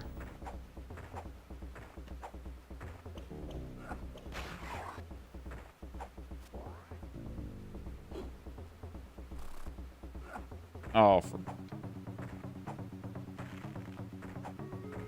I'm not sure why I'm still playing this. See, like, I always say this, like, especially towards the end of a stream, like, oh man, I should really check this game out or whatever, and I keep playing and playing, and already late, so. See if you enter games, so we're gonna check out the last second. I believe, basically, I believe things like EMEA Jam apparently runs quite well on here. I'm not a basketball game fan, or at least good at it, but There aren't that many games on this system, but I think we're going to probably decide to call it there for the 32X. But it's really cool we got this core out of the blue. So I thought that was an awesome addition. Even though the game library itself isn't phenomenal, perhaps. There's some shortcomings in there that could be fixed, but yes, everything tries to kill you apparently there. At least that's the impression I have of Australia, but yeah, that's the thing too. I knew that the Pitfall version is not great on 32X, but looking at it, surprisingly few like regular platformers, I guess if you want to call it that, on the 32X. There's a lot of fighting games, which is odd. I guess that was just in at the time, I suppose, but there's potential. Of course, that Doom, mod, of course, was really, really good. So let's see if we see any more development coming out on Homebrew and everything, but for now, let's a quick look at some of the... Oh my, he can, like, levitate. Can he not do that all the time, then? That'd be great. A quick look at some of the 32X library, and there are some interesting games in there, but I think it just... pretty mediocre across the board. There's no, like, standout titles that are amazing, even though some were cool. That space shooter game, I think, is a highlight for me. But it's a neat system, and now we have it on the MiSTer.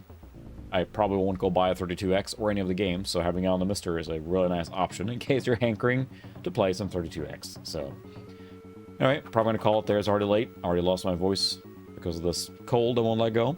Appreciate everyone hanging out tonight. And hopefully see you guys next week. Sorry for Ron if you just stopped by and I'm ditching you right away, but hopefully we touch base again next week and play some other games. I don't know. Cold stuff. I'm gonna go play my Steam Deck. And then get to bed, I think. So thanks everyone for watching. I will see everyone next week. Have a good one. Good night. In the world